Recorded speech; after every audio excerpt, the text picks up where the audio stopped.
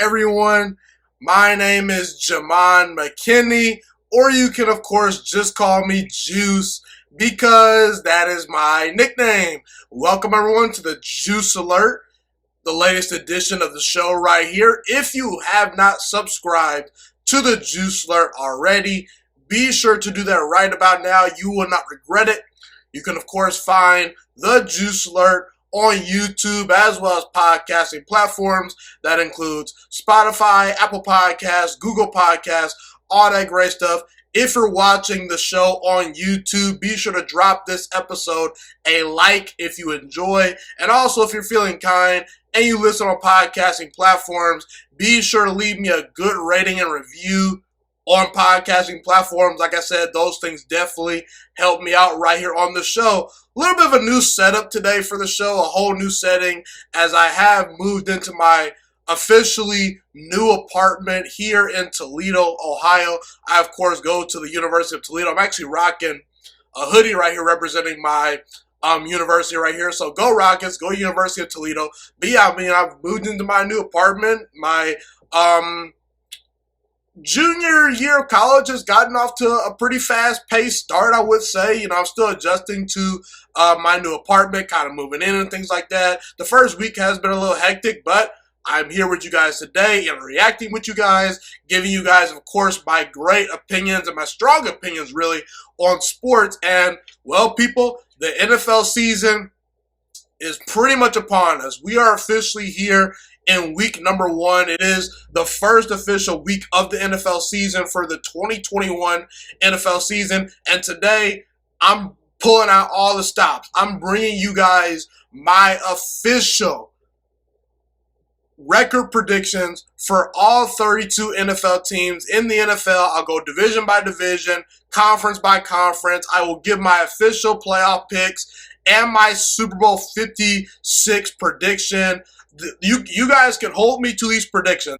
This is going to be final. This is how I officially feel about you guys' favorite teams. So I'm going to give my official predictions. We're going to talk about who's going to win the 2021 NFL MVP award, the Defensive Player of the Year award, the Defensive Rookie of the Year award. I've already given my Offensive Rookie of the Year award for 2020. I've already talked about that. I believe Najee Harris of the Pittsburgh Steelers is going to win that award. But who's going to win the Defensive Rookie of the Year award? Like I said, I'll talk about that. A lot of great things to talk about. We'll talk about some other key quarterbacks. We'll also discuss some teams that are going to be new to the playoffs and some teams that'll potentially be missing the playoffs that made it last year. Before I do get started, I just want to say you guys can follow me on social media if you want to connect with me and interact with me on a personal note.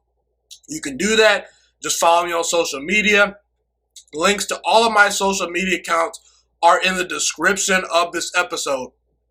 Okay, so I want to kick off my official 2021 NFL season prediction show by giving you guys my pick for who's going to win the 2021 NFL MVP award. Now, when it comes to the MVP award, it's always a pretty controversial award regarding the criteria and things of that nature.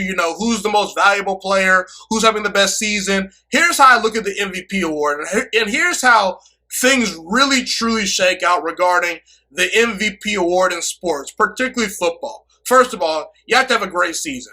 And usually, historical performances are way more than actual value to a team. Like, for example, a couple of years ago, Lamar Jackson won the NFL MVP award over Russell Wilson because he was having an historically great season. But a lot of people felt that Russell Wilson that year was more valuable to a Seattle Seahawks team whose roster overall wasn't all that great. But because Lamar Jackson was setting records and doing things we had never seen before, he was rewarded that award over Russell Wilson because he was doing things historically that we, quite frankly, had never seen at the quarterback position. And I believe Lamar Jackson deserved to win the MVP award that season over Russell Wilson. So historical performances definitely matter. You know, obviously how valuable you are to your team. Like if you take Aaron Rodgers away from the Green Bay Packers or Deshaun Watson away from the Houston Texans or once again Russell Wilson away from the Seattle Seahawks, those teams aren't as good. So how valuable are you? You have to win games. Usually you have to win bare minimum double-digit games to be a front runner for the MVP award. So you got to win games. And the storyline matters. You know, I think Aaron Rodgers definitely deserved to win his third NFL MVP award in 2020.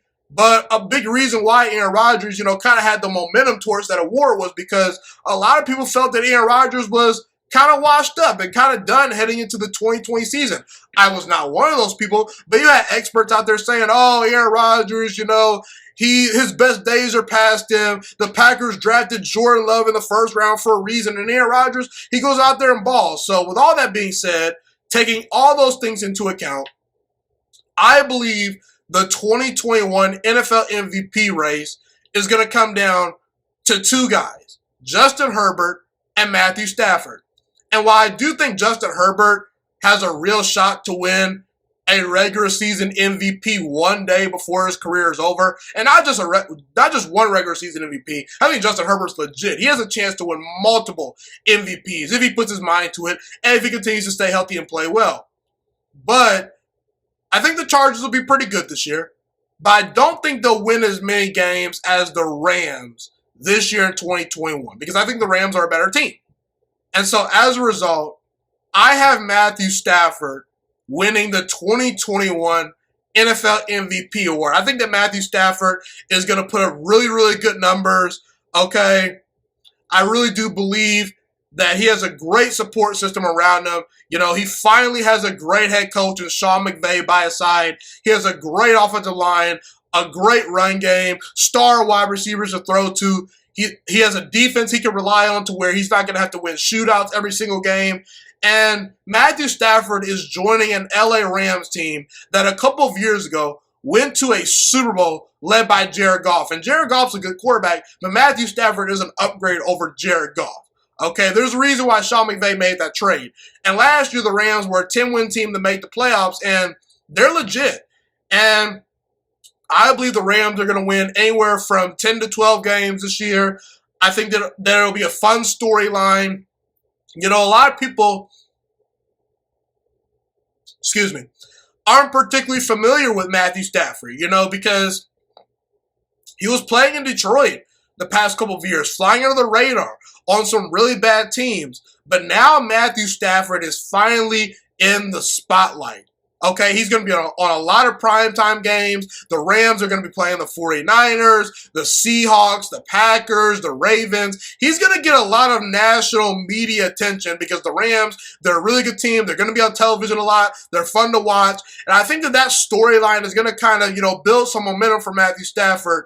Okay, I think Matthew Stafford, I get it. It's his first season in the Sean McVay offense where you had guys like Matt Ryan and Aaron Rodgers struggling their first year of learning a new system. But I think that Matthew Stafford is a smart quarterback that can really pick up the playbook pretty quickly. It's a normal offseason this year.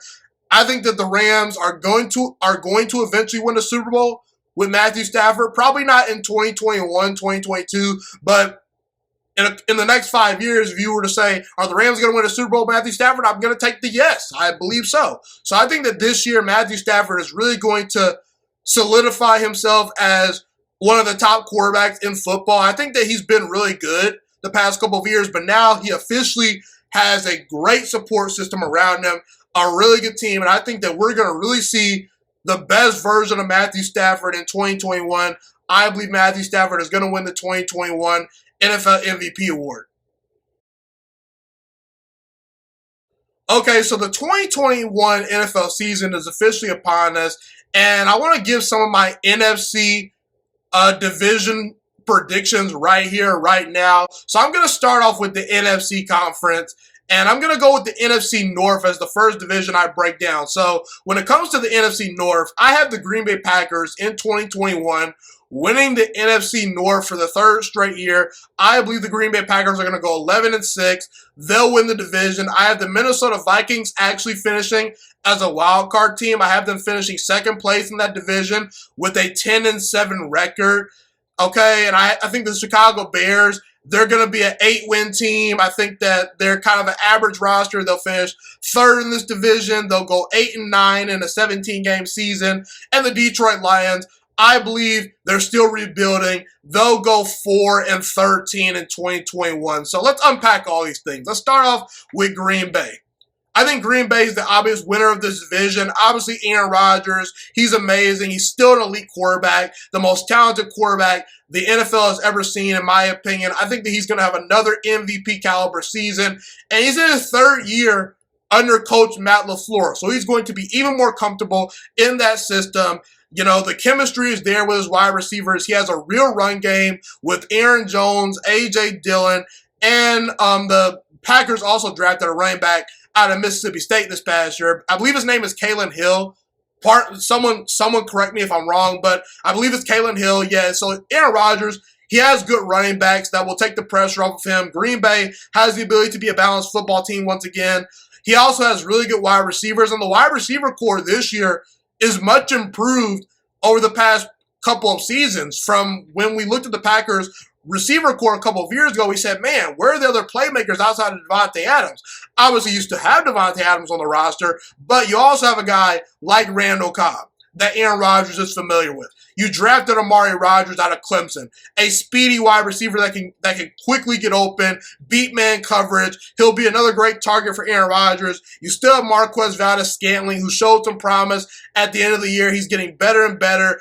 Alan Lazard is a reliable target. Robert Tonyan broke onto the scene as a tight end. He's a reliable target. Nothing special there, though. However, and I will say, Green Bay bringing in a new defensive coordinator is going to make a huge difference for their defense, in my opinion. They bring in Joe Barry, a new defensive coordinator. I believe Green Bay's secondary is one of the best secondaries in the NFL, led by Jair Alexander, led by an elite safety tandem in Adrian Amos and Darnell Savage. I think Eric Stokes is going to be a huge addition to that secondary. Now, I will say, I think Green Bay has a Super Bowl caliber roster. However, their schedule is brutal. That's why I only have them winning 11 games, okay? Because they're going to have to play at Baltimore, at Kansas City, at Arizona, at the 49ers. They play the Browns at home. They play the Rams at home, the Seahawks at home, Washington at home. And not to mention, you're playing in a tough division with Minnesota and Chicago,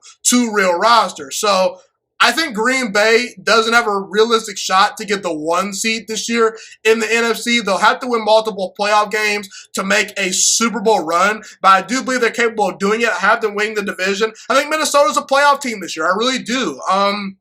Kirk Cousins is not a perfect quarterback. No quarterback really is perfect outside of maybe, guys like Mahomes, Aaron Rodgers, maybe you throw in Tom Brady. But Kirk Cousins can get the job done. Kirk Cousins, a couple of years ago, with a pretty solid roster in Washington, was able to lead them to the playoffs.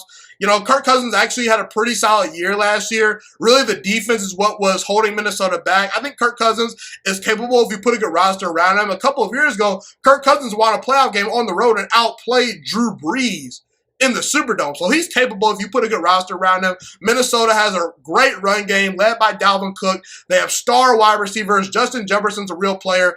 I believe the defense is going to be much better this year. Led by Mike Zimmer, who's a pretty solid head coach. Danielle Hunter comes back. They added Patrick Peterson. Now, Minnesota's schedule after their bye week does worry me, but I think Minnesota has a pretty well-rounded roster this year. I think they're very underrated. They'll win 10 games this year, but they're not good enough to challenge Green Bay. That's why I have Green Bay win the division. Chicago, kind of an average roster to me. I think that Chicago was lucky to make the playoffs last year. I don't think they'll make the playoffs this year. Matt Nagy's a good coach, but he's not great. Matt Nagy's not one of those coaches where I look at him and say, okay, no matter what the roster is, this team's going to compete, okay? But I think Matt Nagy is capable. You add Justin Fields, who's going to be a star quarterback eventually once he really develops. But I think that in year number 1, this being his rookie season, we should not expect Justin Fields to carry the Chicago Bears roster to the playoffs. And let's be real, Justin Herbert played amazing last year as a rookie. The Chargers only won 7 games. Deshaun Watson, his rookie season, played amazing. The Texans were 500 when he played games before he got injured. So Justin Fields is awesome. I do believe the future is bright, but the offensive line really worries me in Chicago. The roster's kind of average. I think they have roughly the 10th best roster in the NFC, so they're not cutting it for me this year. Detroit, I think Detroit actually is calmly sort of on the upward trend, I would say. Jared Goff is not a terrible quarterback. He's a downgrade from Matthew Stafford, but Jared Goff can get the job done if you put talent around him. The problem is, this is a rebuilding roster. While I do like the new coaching staff, and while I do like the new regime in the front office, new general manager, competent people, hopefully, running things in that building, I just think that Detroit, they tore everything down this year. They're not going to be winning a whole lot of games in 2021. This is a process. I have them only winning 4 games because the schedule is absolutely brutal. They have to play the NFC North Division, obviously, the AFC West, and I believe they play the NFC West Division as well. I could be wrong, but the schedule's brutal. This is a bottom 5 roster, so I don't trust that Detroit is going to make a whole lot of noise in 2021. However, if they continue to build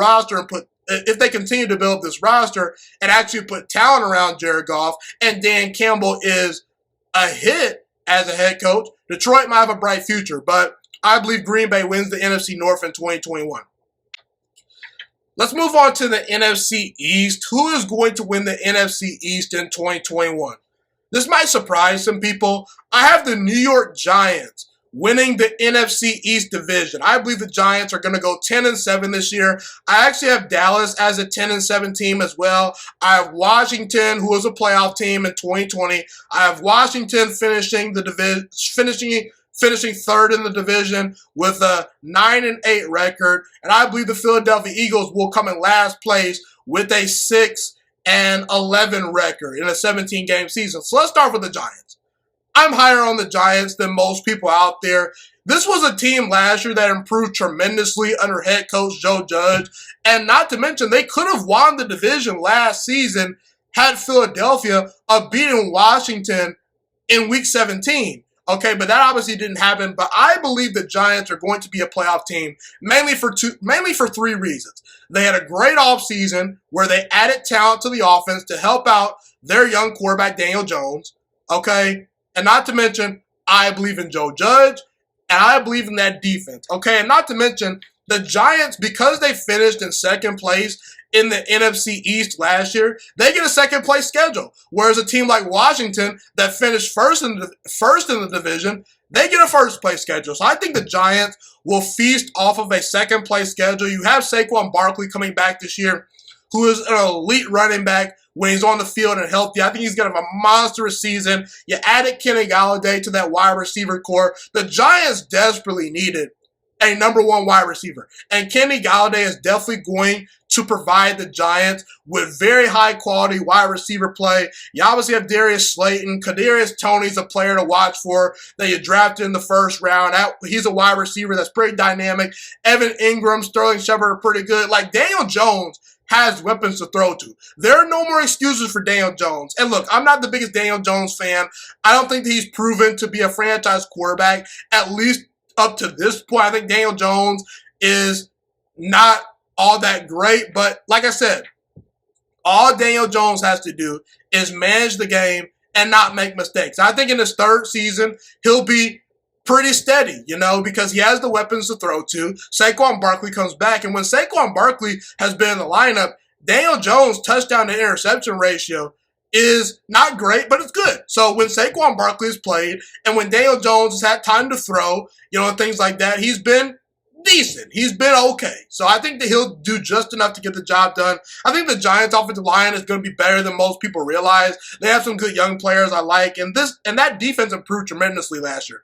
That secondary is airtight, led by James Bradbury. Jabril Peppers is a real player. They have some players on their defensive line.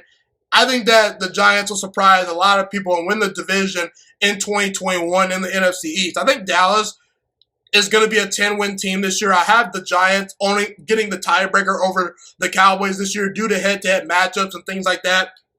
But Dallas, I think that they have some talent on the roster. Dak Prescott comes back this year. Ezekiel Elliott, Amari Cooper, CeeDee Lamb, Michael Gallup, a pretty solid offensive line. Like, Dallas has star players on offense.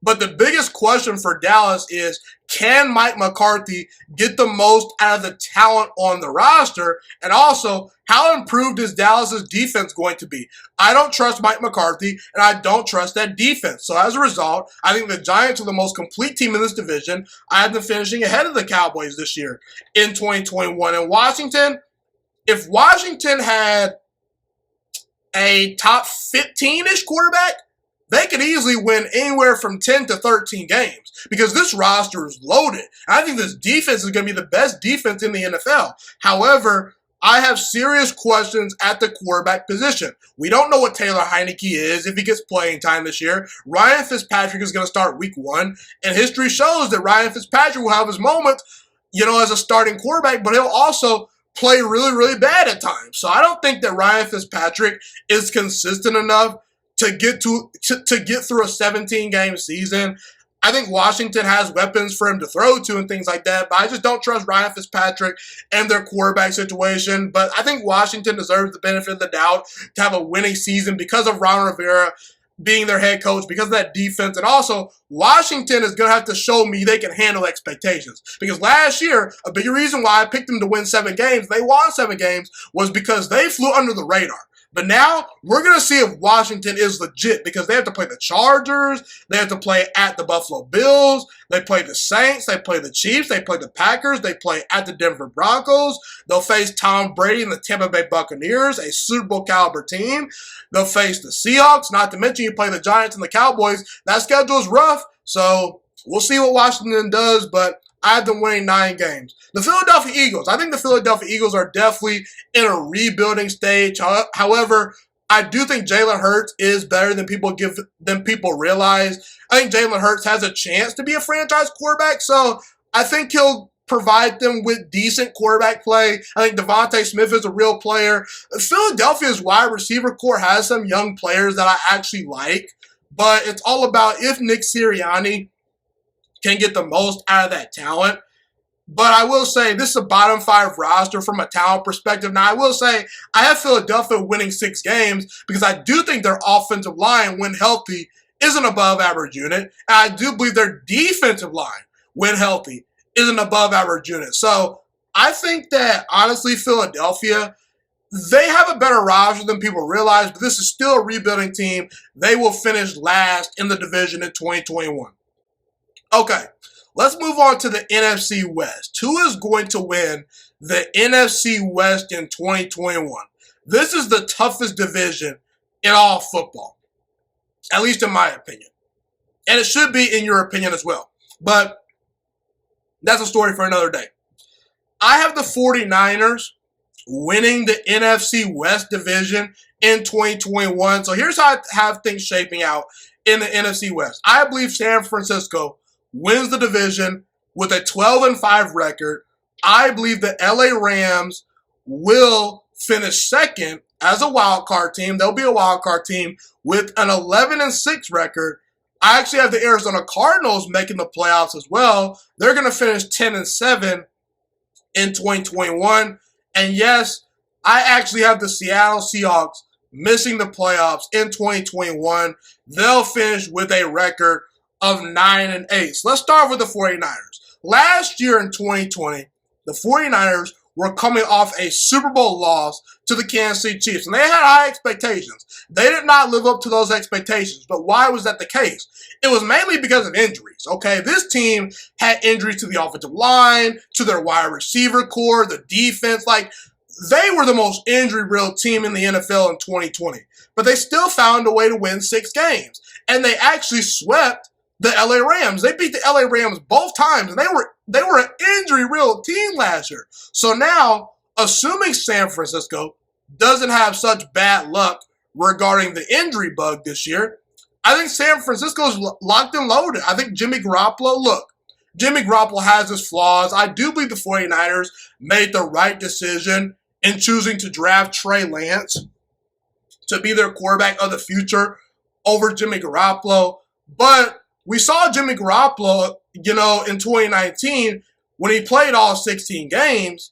The 49ers were able to get to a Super Bowl with him being their starting quarterback. So the 49ers have proven they can go far and win games with Jimmy Garoppolo. Not to mention, you have a great running game.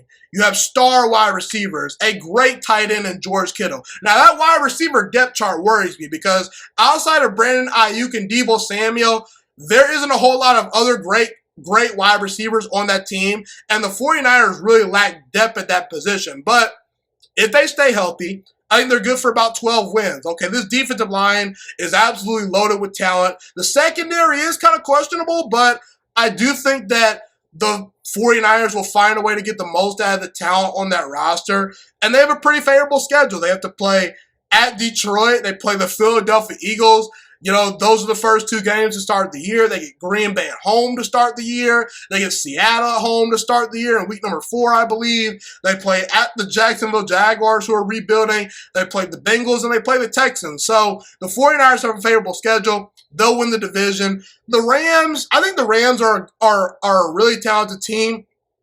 I think Sean McVay is a great head coach, and the roster is really, really good. This is a team that can make a Super Bowl run. However, there will be growing pains with Matthew Stafford and the LA Rams in year number 1. I think the Rams will be a really good playoff team in 2021. I believe next year in 2022 is when we can start to say, okay, is Matthew Stafford going to win the Rams a Super Bowl? But I think there'll be some growing pains in year number 1 because we saw Aaron Rodgers and Matt Ryan, 2 former league MVPs, 2 guys that have been to Super Bowls. Aaron Rodgers has won a Super Bowl. Those guys had growing pains learning a new system a couple of years ago. And I think Matthew Stafford is going to be in the MVP conversation. He's actually my pick to win the MVP award. But you're talking about a guy in Matthew Stafford that's never won a playoff game.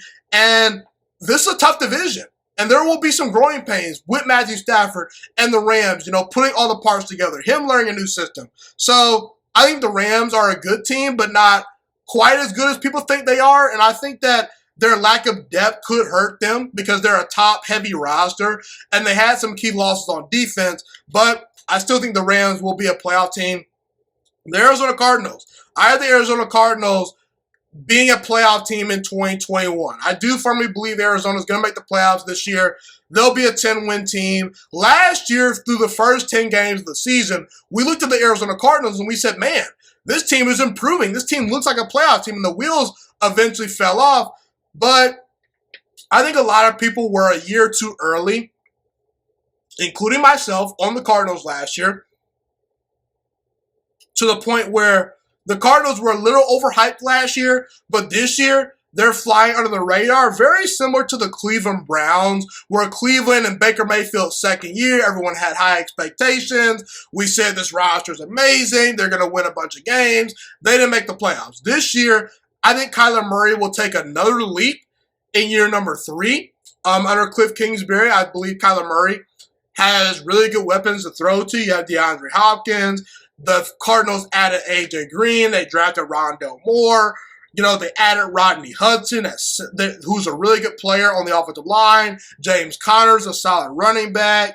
I think that Cliff Kingsbury, we're going to wait and see how good he is this year. But the Cardinals have improved under Cliff Kingsbury every single year. So I'm willing to give him the benefit of the doubt, and I'm strictly in wait and see mode with him. But I do think the Cardinals rosters, it has some real talent. And I think that J.J. Watt and Chandler Jones, that's the best pass rushing duo in the entire NFL. And I believe J.J. Watt is going to bring Tom Brady level qualities to that football team and to that defense. He'll be able to help establish and change that culture. And I think the Cardinals will be a playoff team this year. The Seattle Seahawks. I tried to convince myself that Seattle should be given the benefit of the doubt because they have Russell Wilson. Russell Wilson's never had a losing season. He's only missed the playoffs one time in his 9-year career. But I just don't see it with Seattle this year. I think that, look, Pete Carroll, I think that Seattle's honestly peaked under Pete Carroll. I really do. I don't think Seattle improved all that much this offseason. Sure, you added Gabe Jackson to the offensive line, but there's a reason why the Raiders were so quick to move on from Gabe Jackson. You know, he's a good player, but not a great player, okay? And let's be real. The Seattle Seahawks have a brutal schedule. And last year, Seattle won a lot of one-possession games. And they've been winning a lot of one-possession games over the past couple of seasons with Russell Wilson. And at some point, I believe it's going to catch up to them. I believe 2021 is the year. I think Seattle has kind of peaked under Pete Carroll. Not to mention Seattle has to play on the road at Indianapolis. They play the Titans. They play at Minnesota, at Pittsburgh, New Orleans. They play at Green Bay, at Washington. And I didn't even mention the division games between the 49ers, the Cardinals, and the Rams. So I think Seattle's good. They'll have a winning season, but they will actually miss the playoffs this year in 2021, in my opinion. So last but not least, I want to go over the NFC South division. Who's going to win the NFC South division in 2021? To me, it's pretty obvious. I have the Tampa Bay Buccaneers winning the division with a 14-3 record. I have the New Orleans Saints coming in second place with a 9-8 record. The Carolina Panthers actually have the same record as them, so you can flip those two teams. But I think Carolina and New Orleans will both be 8-9 football teams, 8 wins, 9 losses. And the Atlanta Falcons, once again, they're going to disappoint. They'll be a 4-13 football team.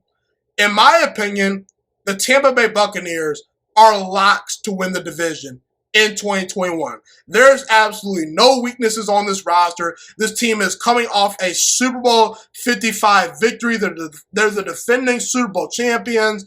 And I think Tom Brady at least has one more great season left in him. Like, Tom Brady is getting up there in age, but I think that he still has about one more great season left in him. And I think that this season he'll play well. And even if Tom Brady were to get hurt, I think the Tampa Bay Buccaneers roster is so talented and so loaded that if Blaine Gabbert or Kyle Trask were asked to start games for the Tampa Bay Buccaneers, they can win games because this roster has star wide receivers, good running backs, an elite defense, an elite offensive line. And last year, the Buccaneers won the Super Bowl in a year in which things were not supposed to go the way that they went, okay? Because it was a weird offseason with COVID.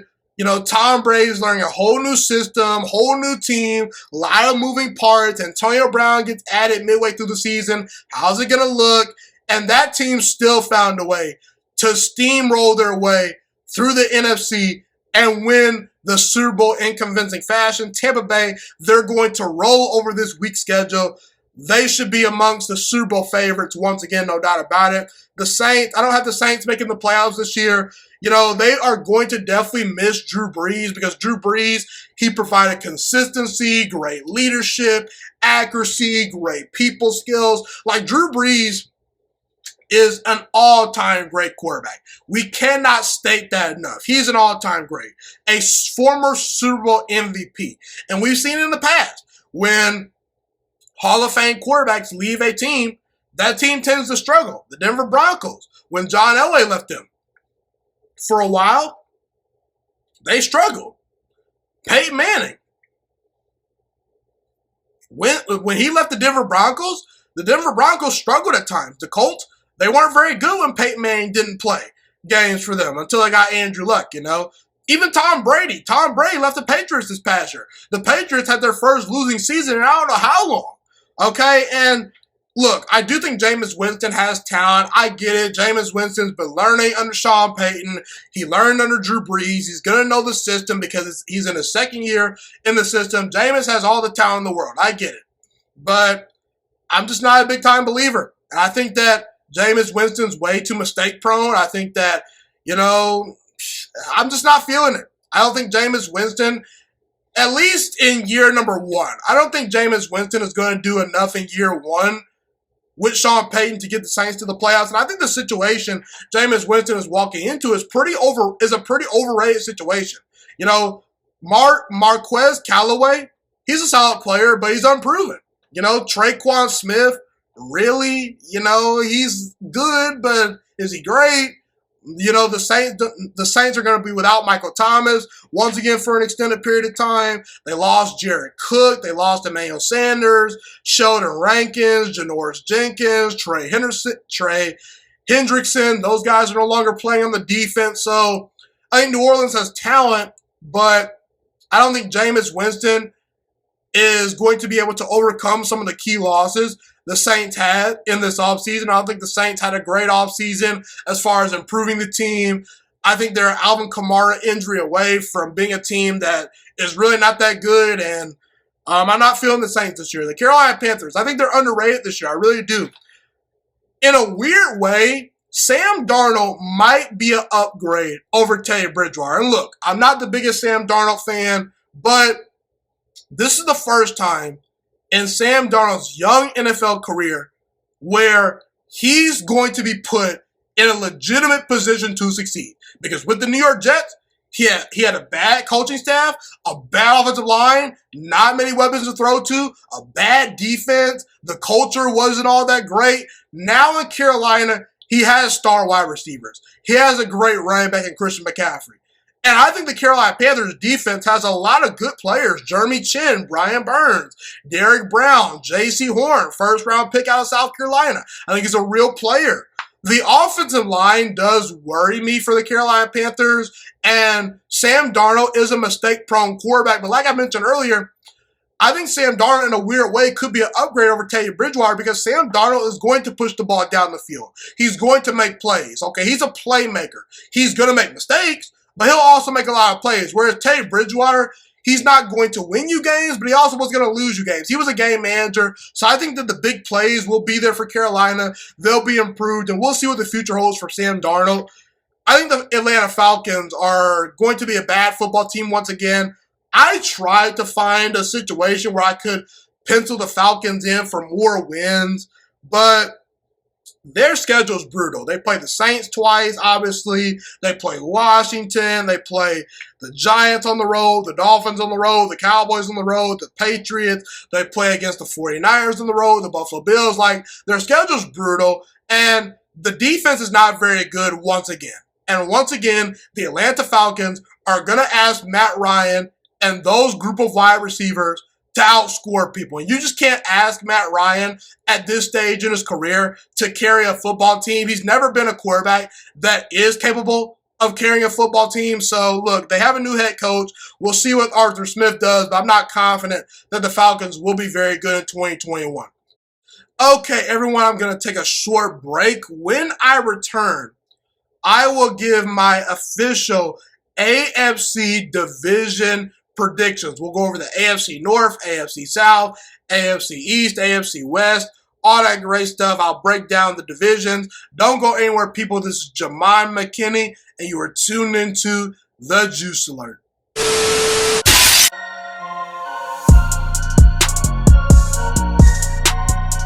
Okay, everyone, I'm officially back. I want to give my AFC division predictions for the 2021 season. So I want to start things off by breaking down the AFC North division. So in the AFC North in 2021, I have the Cleveland Browns finishing with a 13-4 record. I have the Baltimore Ravens finishing with an 11-6 record. I believe Baltimore is going to make the playoffs once again. I have the Pittsburgh Steelers finishing with a 9-8 record. However, I do have the Pittsburgh Steelers missing out on the playoffs this year. They won the division last year in 2020. I have the Cincinnati Bengals finishing last in the division with a 6-10 record. So let's start off with the Cleveland Browns, okay? The Cleveland Browns had an amazing offseason where they added free agents, they had an excellent draft, and this is an 11-win team from last year, a team that won a playoff game last year in 2020 under first-year head coach Kevin Stefanski. This team got a whole lot better in 2021. And obviously you have Baker Mayfield. I believe in Baker Mayfield. I think Baker Mayfield is one of the most underrated quarterbacks in the NFL at this point. I think that Baker Mayfield has a live NFL arm. I think he has the it factor, the charisma to take the Browns to new heights. I believe in Baker Mayfield. You know, he's not an elite quarterback, but he can get the job done 100%. Not to mention the Cleveland Browns have a great run game. They have star wide receivers for Baker Mayfield to throw to. They have great tight ends. Like, the third best tight end on the Cleveland Browns roster is David Njoku. And David Njoku could be a starting tight end for a handful of NFL teams, no doubt about it.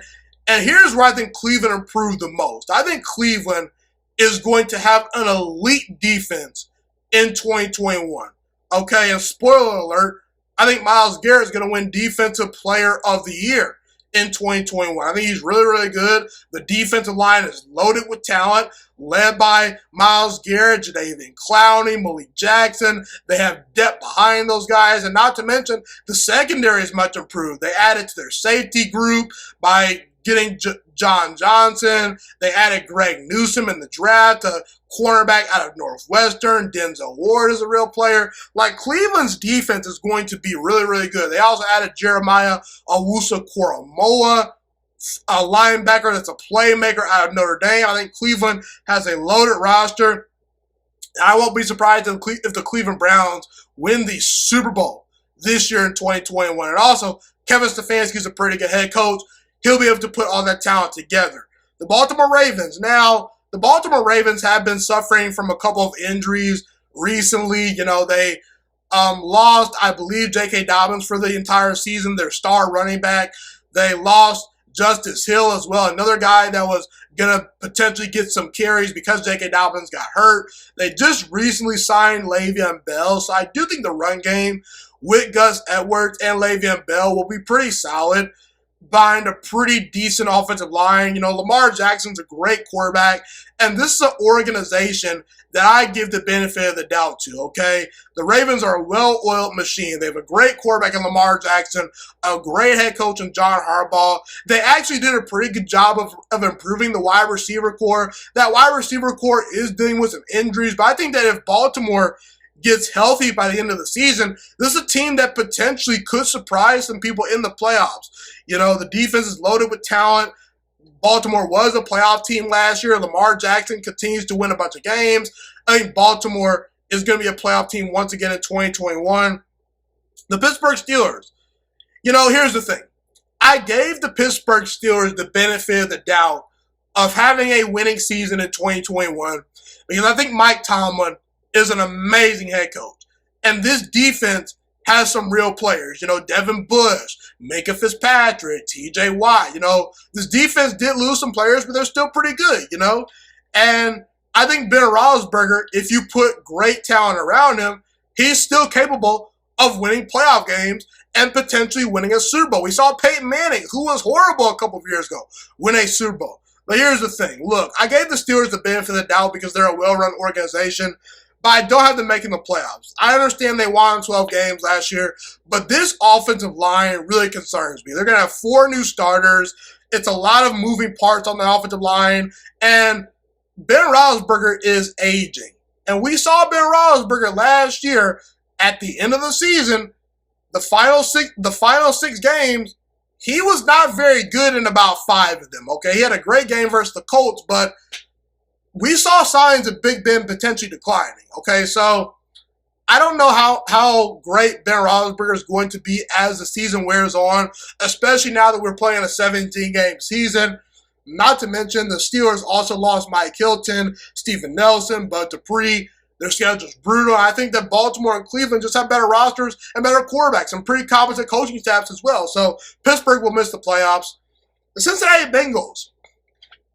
The Cincinnati Bengals are a team that is pretty similar to the Atlanta Falcons in the sense where they have a pretty good quarterback in Joe Burrow that has a chance to become a great quarterback one day, in my opinion. I believe in Joe Burrow. I believe in Joe Mixon. I think Jamar Chase is a dynamic weapon. I believe that T. Higgins is a really good wide receiver.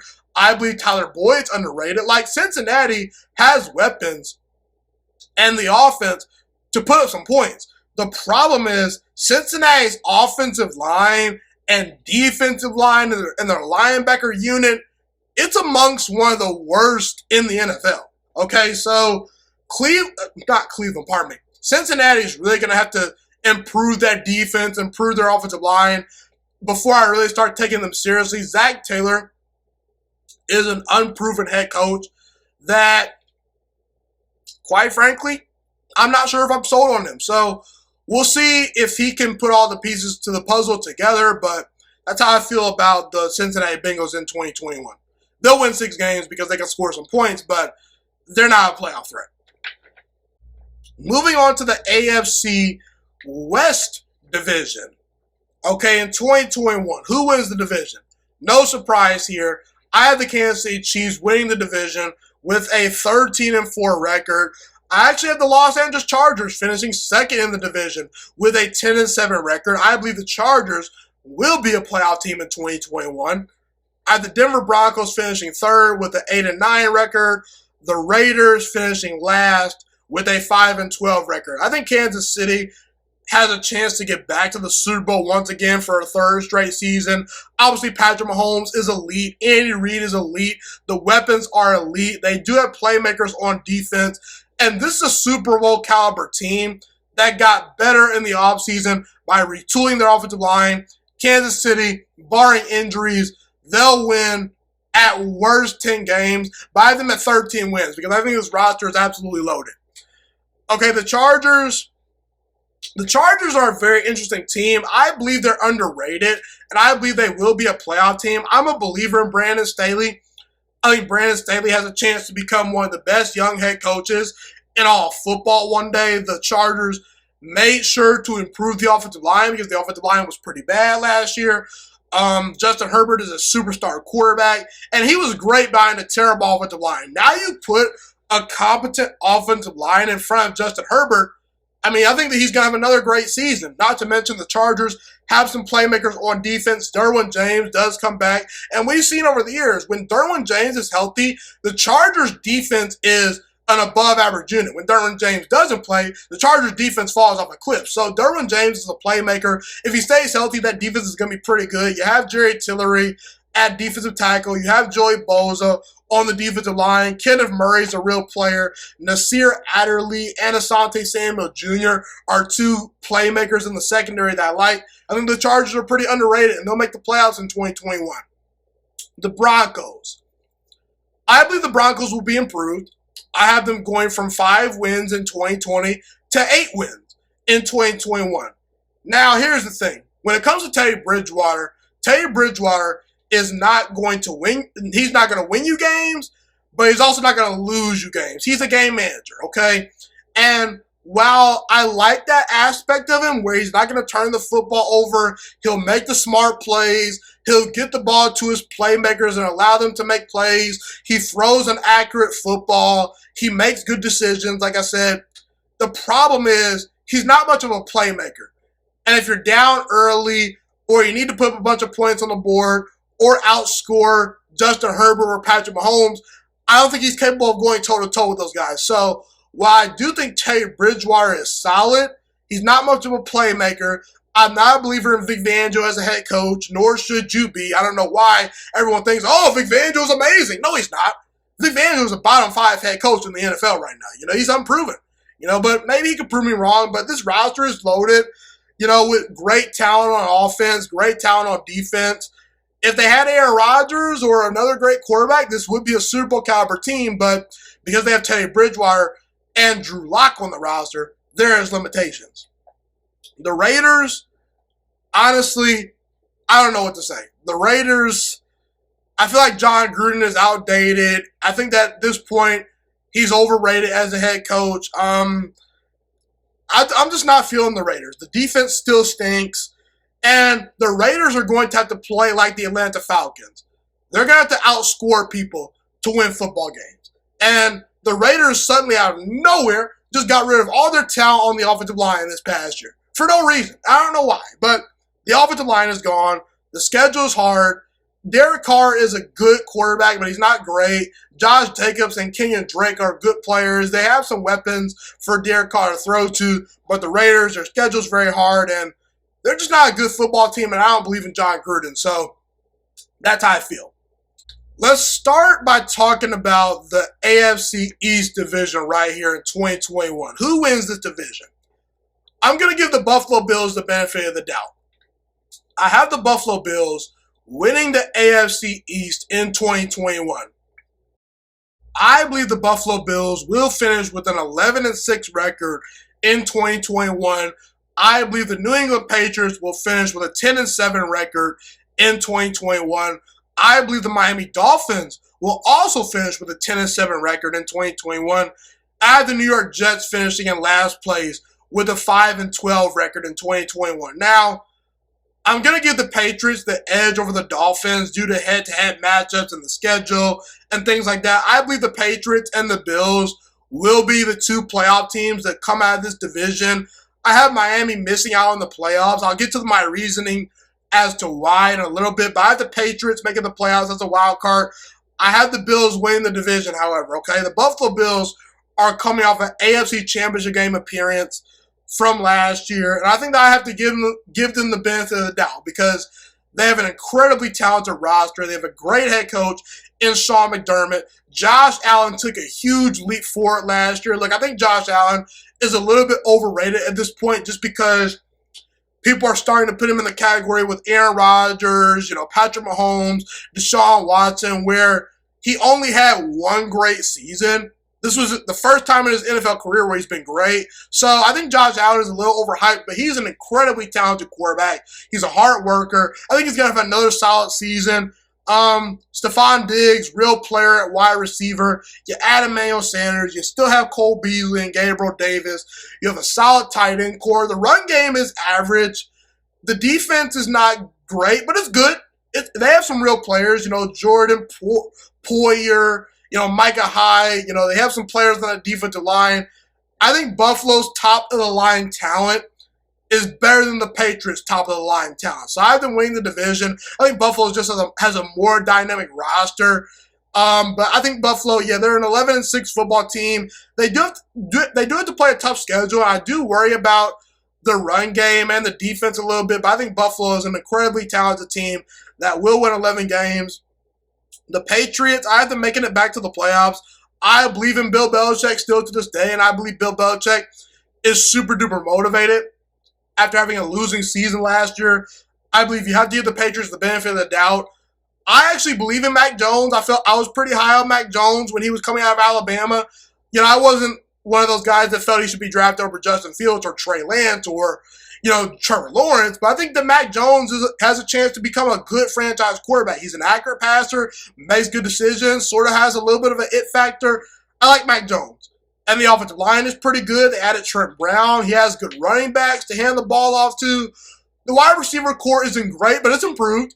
The tight end core has real players. Hunter Henry and Jonnu Smith are good. And the defense has a chance to be really, really good once again. So I think the Patriots are pretty good. The Miami Dolphins. Honestly, if the Dolphins had a top 15 or a top 20 quarterback, this is a team that could win 12 or 13 games.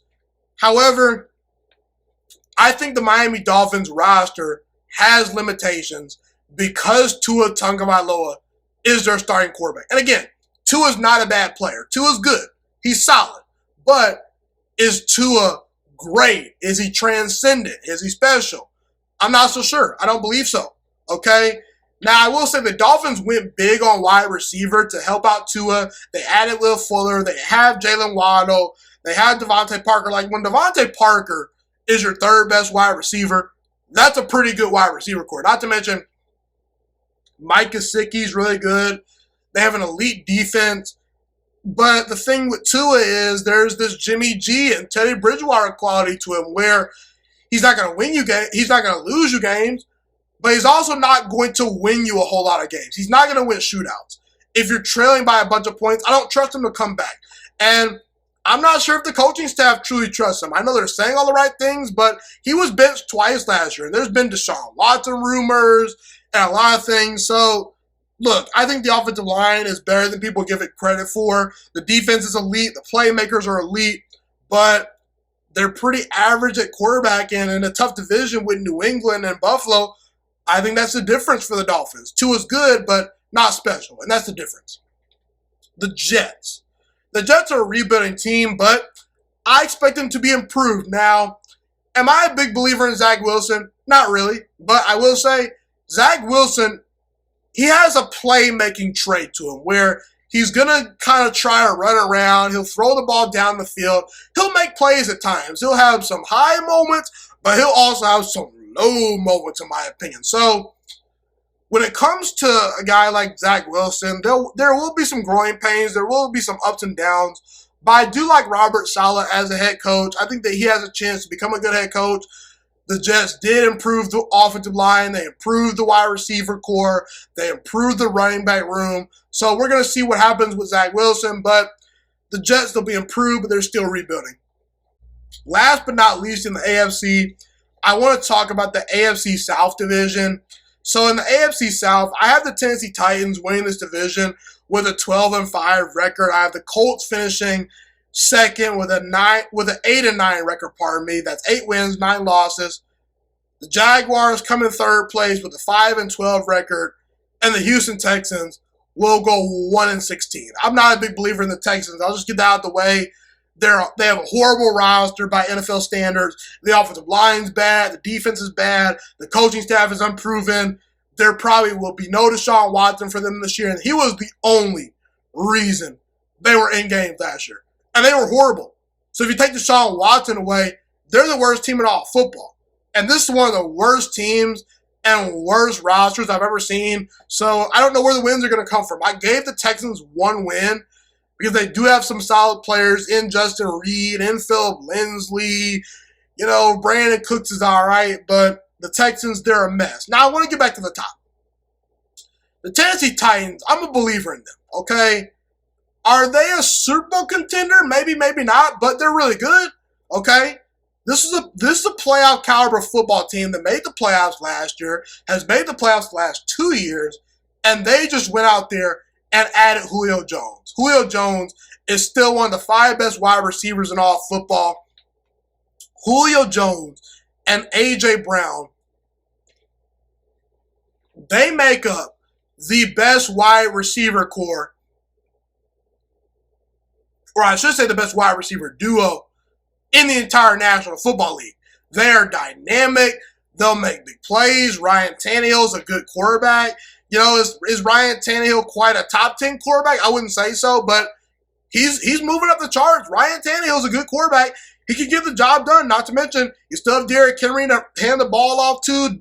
You know, I believe Derrick Henry is the best running back in all football. Mike Vrabel's a good head coach. And look, people talk about, oh, the Titans' defense is horrible.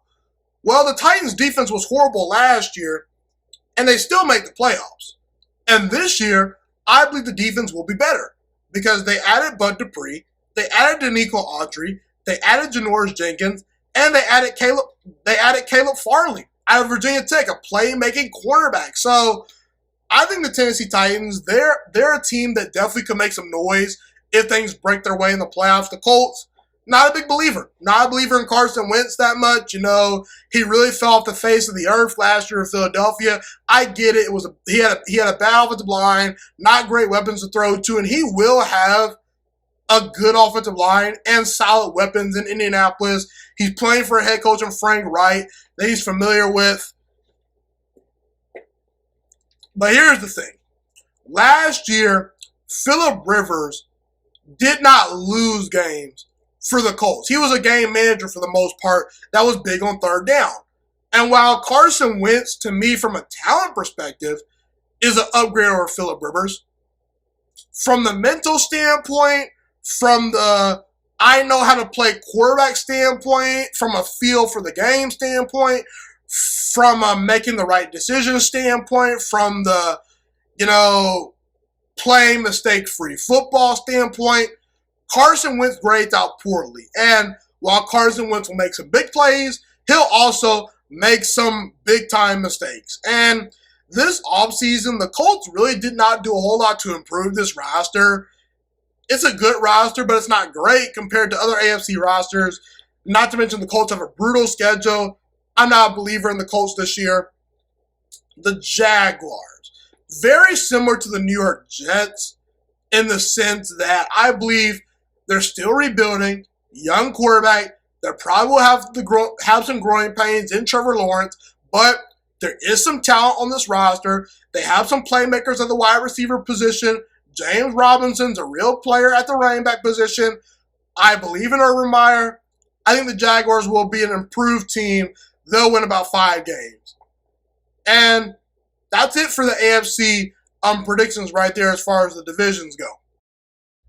So I now want to officially make my NFC playoff predictions for the 2021 season. So without further ado, let's get started. I believe the Tampa Bay Buccaneers will win their division. They'll win the NFC South. They'll finish with a 14-3 record. They'll be the 1 seed. They have an incredible roster. They just won the Super Bowl last year. Tom Brady, I think he still has one more great season left in him, at least one more great season left in him. You know, it seems like he's ageless at this point. You know, the Buccaneers have star wide receivers for him, good running backs, an elite offensive line, an elite defense, a good coaching staff. And I think Tampa Bay this year will probably be even better just because last year, Tom Brady and that team were just starting to figure things out. There were a whole lot of new parts moving around, whole new system for Tom Brady, a COVID off season. You know, they're learning on the fly, adding Antonio Brown, trying to figure out how all these parts are going to work, and they still won the Super Bowl last year. Now, no more growing pains. All you have to go out there and do is just play football. Tampa Bay is loaded, and I won't be shocked if they repeat as Super Bowl champs. However, it will be tough for them to do that, I will say.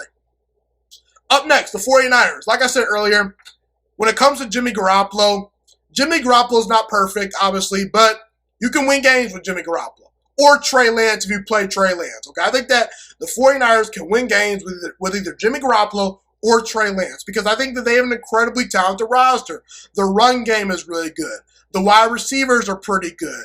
George Kittle is a star tight end, the best tight end in all football, not named Travis Kelce in my opinion.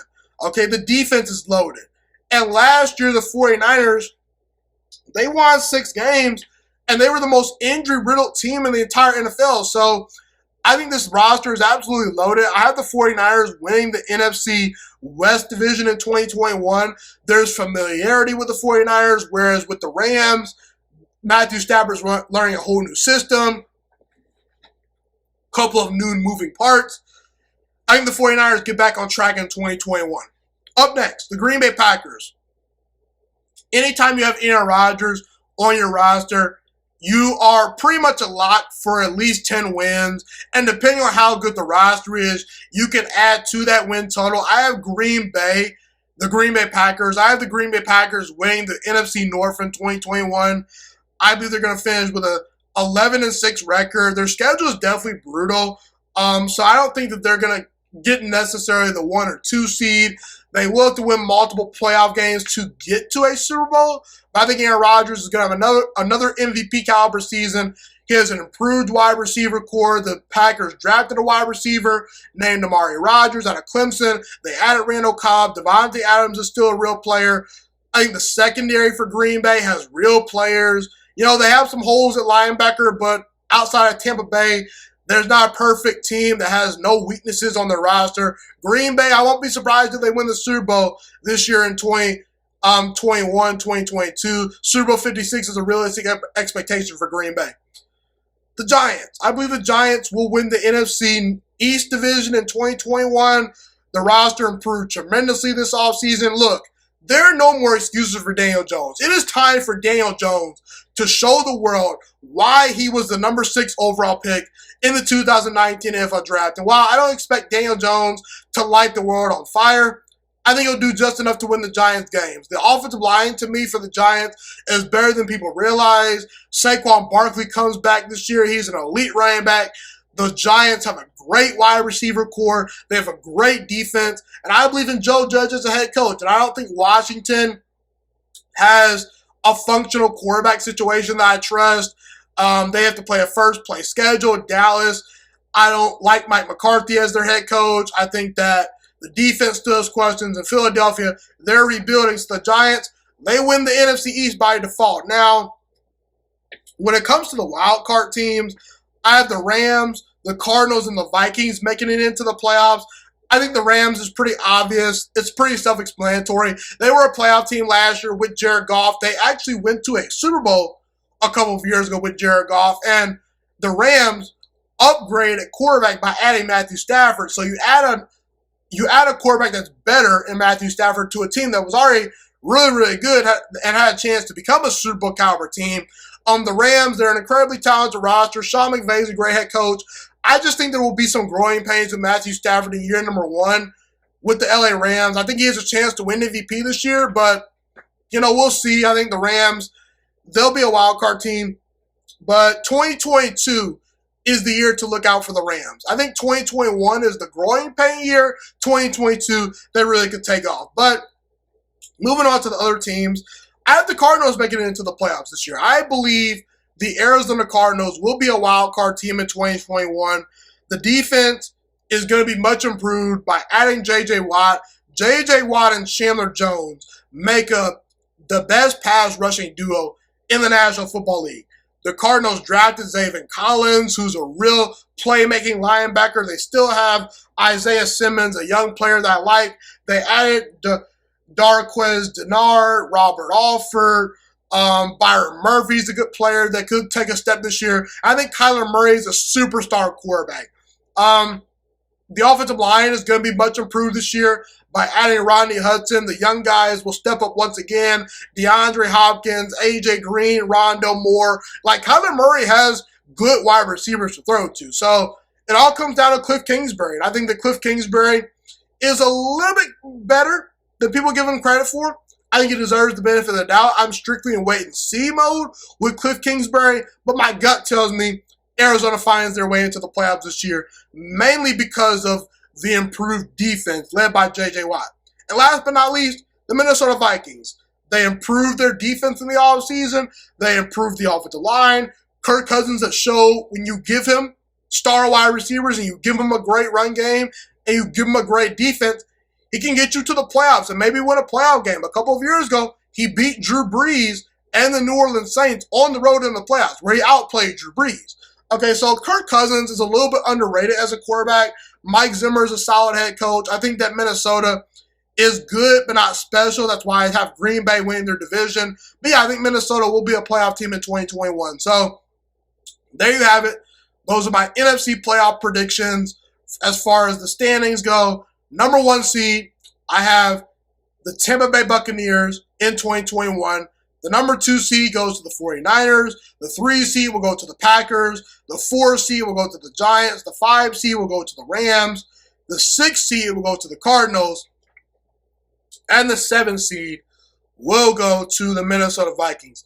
I'm going to take a short break and get some water because my throat is getting very dry. But when I come back, I will give my official playoff standings and predictions for the AFC Conference. Don't go anywhere, people. This is Jamon McKinney. You are tuned into the Juice Alert.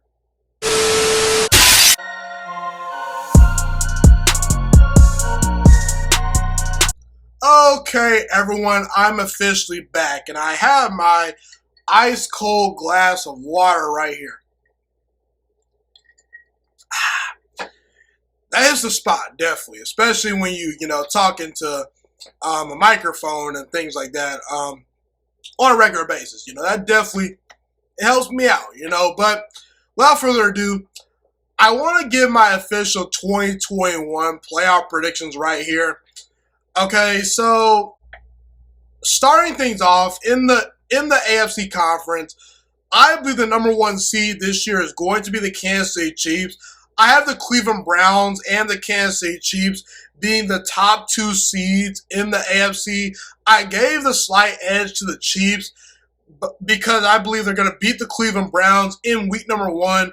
These 2 teams will meet in week 1. So I think that because of the tiebreaker, I have both teams finishing with a 13-4 record. But because of the head-to-head matchup, I believe Kansas City gets the edge for the 1 seed. This is a team that's absolutely loaded, led by Patrick Mahomes, arguably the best quarterback in all football right now.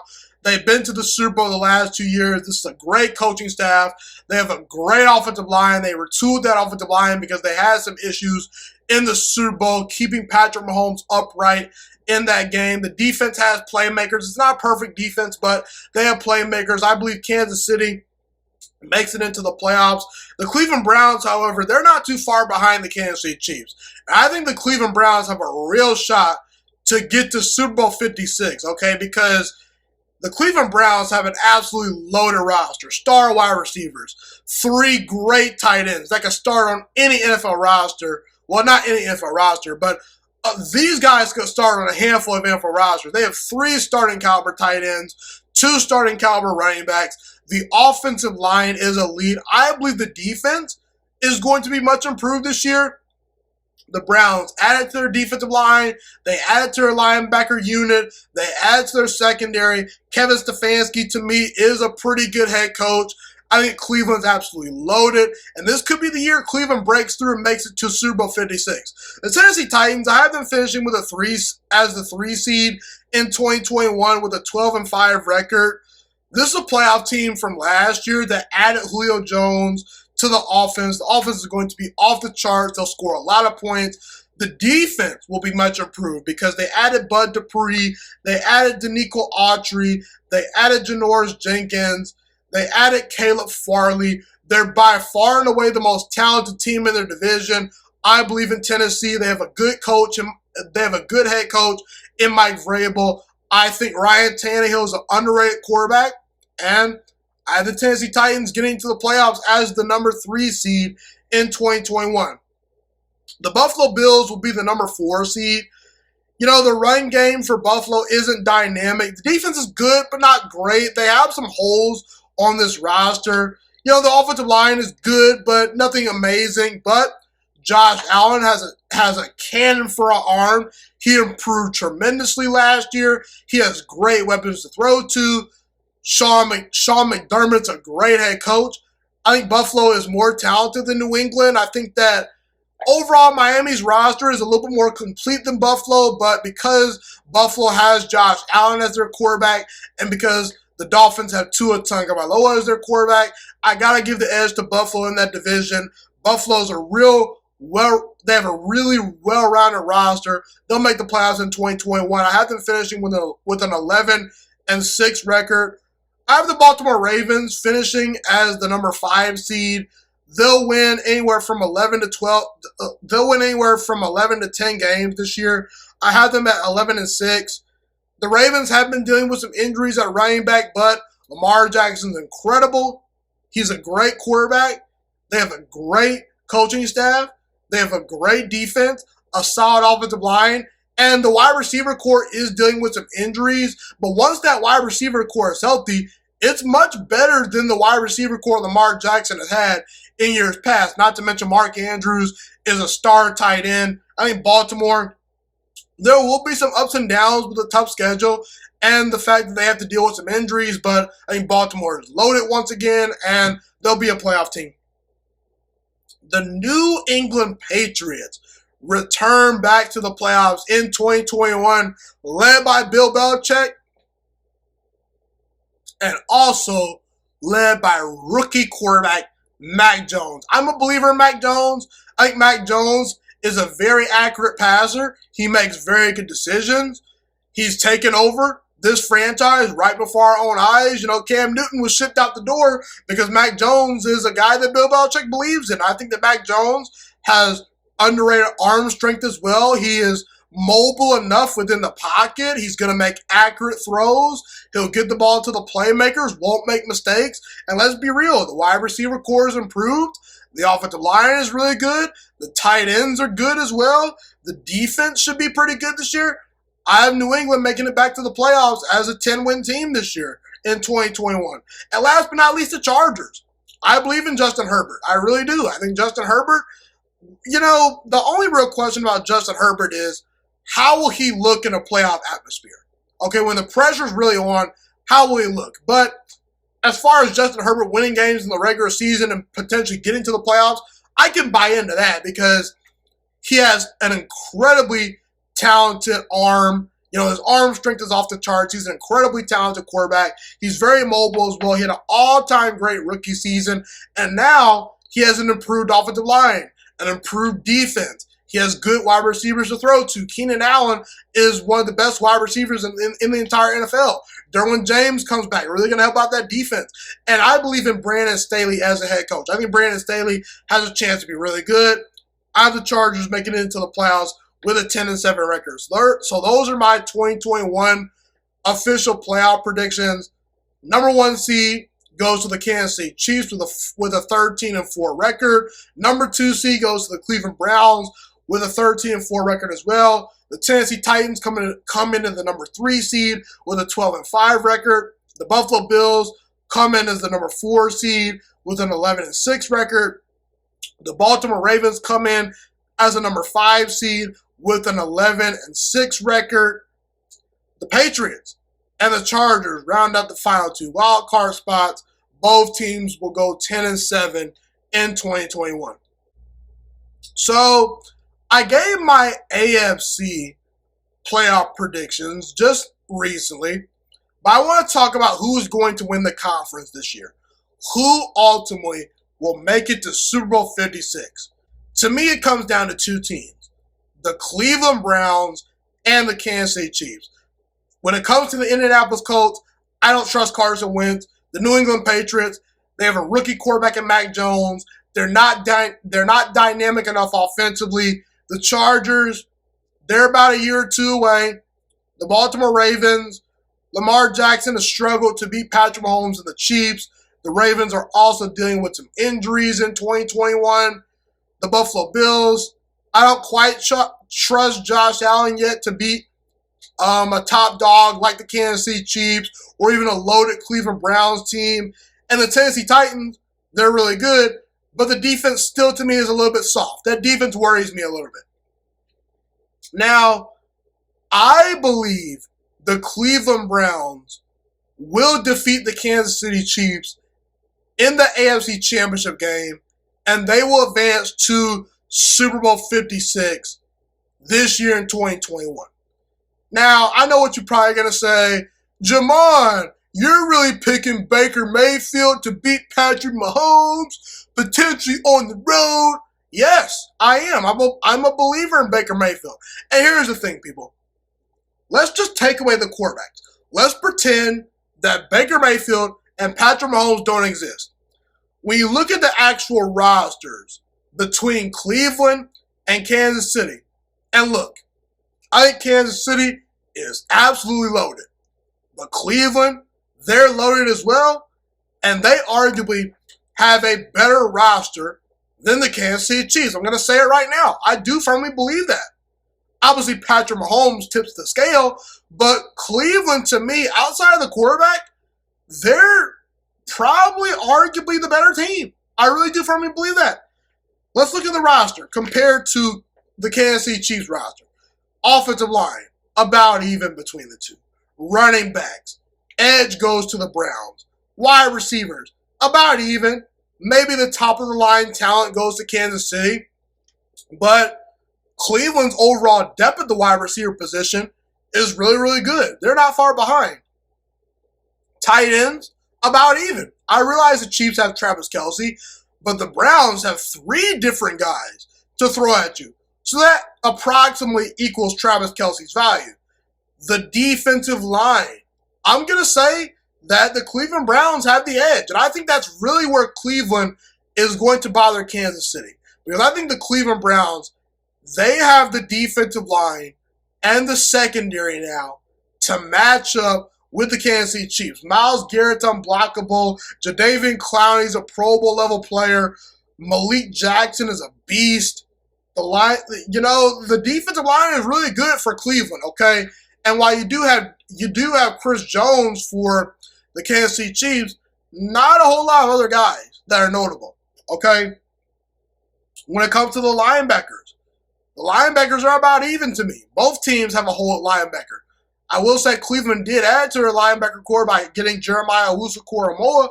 And when it comes to the secondary, I think the edge actually goes to the Browns. I know that the Chiefs have a guy like Tyrann Mathieu in the secondary, but the Browns added Ronnie Harrison to that secondary, added John Johnson to that secondary. Grant Delpit comes back off of injury. Denzel Ward is arguably one of the 10 best cornerbacks in the NFL. Greg Newsome, first-round pick out of Northwestern. When you look at the rosters, I think Cleveland's defensive talent can give the Kansas City Chiefs some problems. And here's what's going to happen. Week number 1 of the 2021 NFL season, the Cleveland Browns are going to lose to the Kansas City Chiefs. Okay? They're going to lose because Kansas City, they have the familiarity. They're playing at home. And I trust Andy Reid to have his team prepared for week number 1. But come playoff time, the Cleveland Browns will make the adjustments. Baker Mayfield is capable of winning multiple playoff games and getting his team to a Super Bowl. Baker Mayfield is an accurate quarterback. He has really good arm strength. He makes good decisions. And I get it. A couple of years ago, Baker Mayfield was not very good. His sophomore season, he wasn't very good. But you also have to take into account that the offensive line was horrible and the coaching staff was horrible. When Baker Mayfield has had time to throw and a competent coaching staff, he's played good football. Actually, great football at times. In fact, the Kansas City Chiefs were on their heels when they faced the Cleveland Browns last season in the 2020 playoffs. If it were not for a couple of plays that went Kansas City's way, Cleveland honestly could have knocked out Kansas City last season. And Cleveland was just starting to figure things out with a brand new head coach in Kevin Stefanski.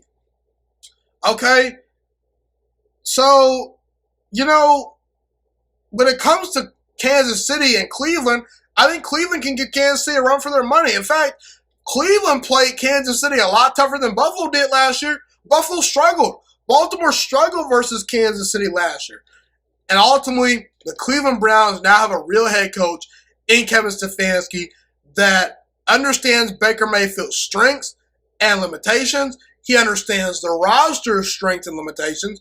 And overall, I believe in Kevin Stefanski and what the Cleveland Browns are building. So that's how I feel about Cleveland. I believe the Cleveland Browns will win the AFC this year in 2021. I think the Cleveland Browns have a real chance to win Super Bowl 56. Okay, so I want to now move on to my official Super Bowl 56 pick. Who's going to win Super Bowl 56? Over the past 3 seasons, because I've done the show for going on 3 years now, I've actually done pretty well when predicting Super Bowls, okay? A couple of years ago in 2018, I predicted the LA Rams were going to win the Super Bowl. They didn't win the Super Bowl, but they got there. 2019, I picked the Philadelphia Eagles to win the Super Bowl. They made the playoffs, but they weren't close to a Super Bowl team. Last year, in 2020, I proclaimed that Tom Brady and the Tampa Bay Buccaneers, before the season started, I said they were going to win the Super Bowl. And that ended up being true. I actually said Chiefs versus Buccaneers was going to be the Super Bowl matchup, and it ended up happening, and I picked the winner from the jump, okay? So, who's going to win Super Bowl 56 this year? There's a lot of great teams in the NFL. But here's the thing. I believe Aaron Rodgers and the Green Bay Packers will win Super Bowl 56. That's right, people. I believe that this season is Aaron Rodgers and the Green Bay Packers' time to shine. The Green Bay Packers will win Super Bowl 56, and Aaron Rodgers will win the second Super Bowl MVP of his career. I believe the Green Bay Packers will beat the Cleveland Browns in Super Bowl 56. I've already talked about the Cleveland Browns on multiple occasions. I believe their roster is absolutely loaded. I believe they will actually knock off the Kansas City Chiefs this year. And I believe Cleveland breaks through and gets to the Super Bowl. That roster is incredibly talented. And here's the thing. I know what you people are going to say, but Jamon, the Green Bay Packers aren't going to win the Super Bowl. What about the Chiefs? What about the Buccaneers? What about the Rams? here's the thing, people. I get it. The Green Bay Packers have made it to 4 straight NFC Championship games, and they've lost all those NFC Championship games. I get it. But I think it's Green Bay's time to shine because the last 2 seasons, Aaron Rodgers and the Green Bay Packers, under Matt LaFleur, current head coach for the Green Bay Packers, under head coach Matt LaFleur, the Green Bay Packers have been knocking on the door the last 3 years. Okay? And in 2019, with a brand new head coach, that head coach being Matt LaFleur, Aaron Rodgers and the Packers were just trying to figure things out. And they somehow still got to an NFC Championship game. In a year where Aaron Rodgers was just figuring things out. Last year, everyone doubted Aaron Rodgers. They said Aaron Rodgers is washed. He's no good anymore. He's no longer elite. Aaron Rodgers has his best season yet, has an all-time great MVP season, and Green Bay gets back to the NFC Championship game. Now, in that game, they lost, but I think it's pretty clear to most people that Tampa Bay was the better team. And that's pretty much, in my opinion, non-negotiable. Like, if anyone looked at Tampa Bay last year and felt Green Bay was better, I think that they're mistaken. I actually think Tampa Bay is the more talented team this year between Green Bay. But here's the thing. The best team doesn't always win the Super Bowl. A couple of years ago, the Carolina Panthers were 15-1. They lost to the Denver Broncos in the Super Bowl, and Peyton Manning wasn't very good. Okay? We've seen Tom Brady and the Patriots in the past lose to Eli Manning and the Giants twice. Okay? So the best team in the NFL doesn't always win the Super Bowl, people. And by the way, in that Tampa Bay Buccaneers game last year, a big reason why Green Bay lost was because David Bakhtiari was hurt. They're starting left tackle. Now this year, in year number 3 of the Matt LaFleur era in Green Bay, by the time the playoffs roll around, Green Bay's offensive line should be fully healthy, led by David Bakhtiari, led by Elton Jenkins, who's a superstar offensive lineman. He's really, really good. He's incredible. They do have to replace Corey Linsley this year, but Josh Myers out of Ohio State, who's a really good center in my opinion, has been getting rave reviews from the coaching staff. I think Green Bay should be fine on the offensive line. I expect Aaron Rodgers to have another MVP caliber season. He has arguably one of, if not the best wide receiver in the entire NFL to throw to in Davante Adams. Not to mention the Packers also added Randall Cobb to the equation. Randall Cobb is going to be huge for the Green Bay Packers because over the past couple of years in these NFC Championship games, Green Bay, in my opinion, has just needed a couple more playmakers on offense to get them over the hump versus San Francisco, versus Tampa Bay, good defenses. Because you need playmakers, okay, to make plays. I think Randall Cobb is the guy that can quickly get open. He's the guy that Aaron Rodgers trusts. Randall Cobb could be the biggest X factor for the Packers this season in their chances of when it comes to their chances of winning Super Bowl 56. Not to mention the Packers also drafted Amari Rodgers out of Clemson, who's really, really good. He's another good weapon for Aaron Rodgers to throw to. You still got Marquez Valdes-Scantling, who really improved last year. Allen Lazard is a decent target. The Packers also have a really good running back core, led by Aaron Jones. Not to mention, A.J. Dillon is a great complement to Aaron Jones. Aaron Jones provides the passing game, skills where he can catch passes out of the backfield. He makes big plays in the open field. He's a speedy guy, whereas a guy like A.J. Dillon is a guy that you can just run the football with on 3rd and 1, on 3rd and 2 situations, on the goal line. He's a bruiser. And once the weather gets cold and once playoff time picks up, I believe the Packers will be expanding A.J. Dillon's role. Not to mention they also drafted Kalen Hill out of Mississippi State, another good weapon. And the defense for the Packers is going to be the biggest question because we've seen over the past couple of years, when Aaron Rodgers loses playoff games, more times than not, it's because the defense is giving up 30 or 35 or 40 points a game. I think the defense has a chance to be pretty good this year. I really do. Okay, I'm calmly optimistic, but I think this defense has some playmakers. And not to mention, Joe Barry is the new defensive coordinator for the Green Bay Packers. There's a reason why they fired Mike Pettin former defensive coordinators because Mike Pettin just could not seem to get the most out of the talent on Green Bay's roster regarding the defense. And his defensive schemes were very predictable. He wasn't mixing things up. I think Joe Barry is really going to do some great things with his defense, okay? Because you have a great cornerback in Jair Alexander. You have a guy like Eric Stokes, who's a first-round pick that could contribute. Kevin King comes back. And I know Kevin King gets a lot of flack, but if Kevin King is your third-best cornerback, I think your quarterback room is pretty good. You also have an elite safety tandem in Darnell Savage and Adrian Amos. Zadarius Smith is a really good pass rusher. I think Rashawn Gary will really start to take another leap. I think that he'll really benefit from Joe Barry's scheme. Not to mention you still have Kenny Clark and Preston Smith on the defensive line. So Green Bay has the talent, okay? Now here's the thing. When it comes to sports, I believe in destiny. You know, Michael Jordan having the iconic shot in game number 6, that being his final shot versus the Utah Jazz, and then he leaves the Chicago Bulls with a bang. Tom Brady and the Buccaneers winning Super Bowl 55, to me, that was destiny. A lot of people believe this is quote-unquote the last dance for Aaron Rodgers and the Green Bay Packers. I think Aaron Rodgers is going to go out with a bang. And potentially, if Aaron Rodgers wins the Packers Super Bowl 56, I think Green Bay will get together as a big happy family, wrap their arms around Aaron Rodgers and say, hey, you know, we whiffed. We were wrong to draft Jordan Love. Let's embrace Aaron Rodgers. Let's make Aaron Rodgers a Green Bay Packer for life. Because Aaron Rodgers has said multiple times, he wants to be a Green Bay Packer for life, okay? And I think Green Bay this year is destined to win Super Bowl 56. I think Aaron Rodgers is due for another Super Bowl. He's been knocking on the door for so long.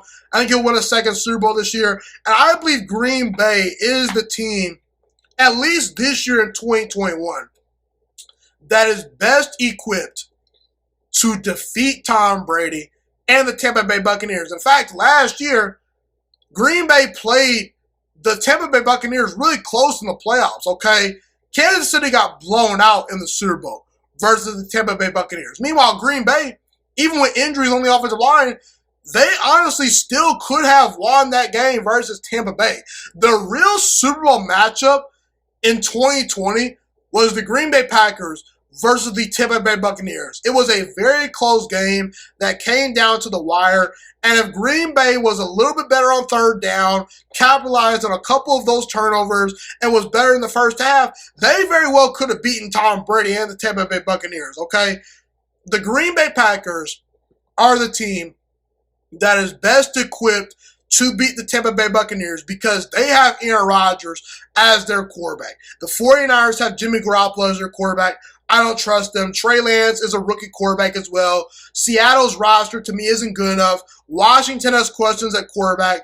And while Matthew Stafford and the Rams are very talented, this is their first year together. And Matthew Stafford has never even won a playoff game. So are we all of a sudden going to trust Matthew Stafford to beat Tom Brady in the playoffs when he's never even won a single playoff game?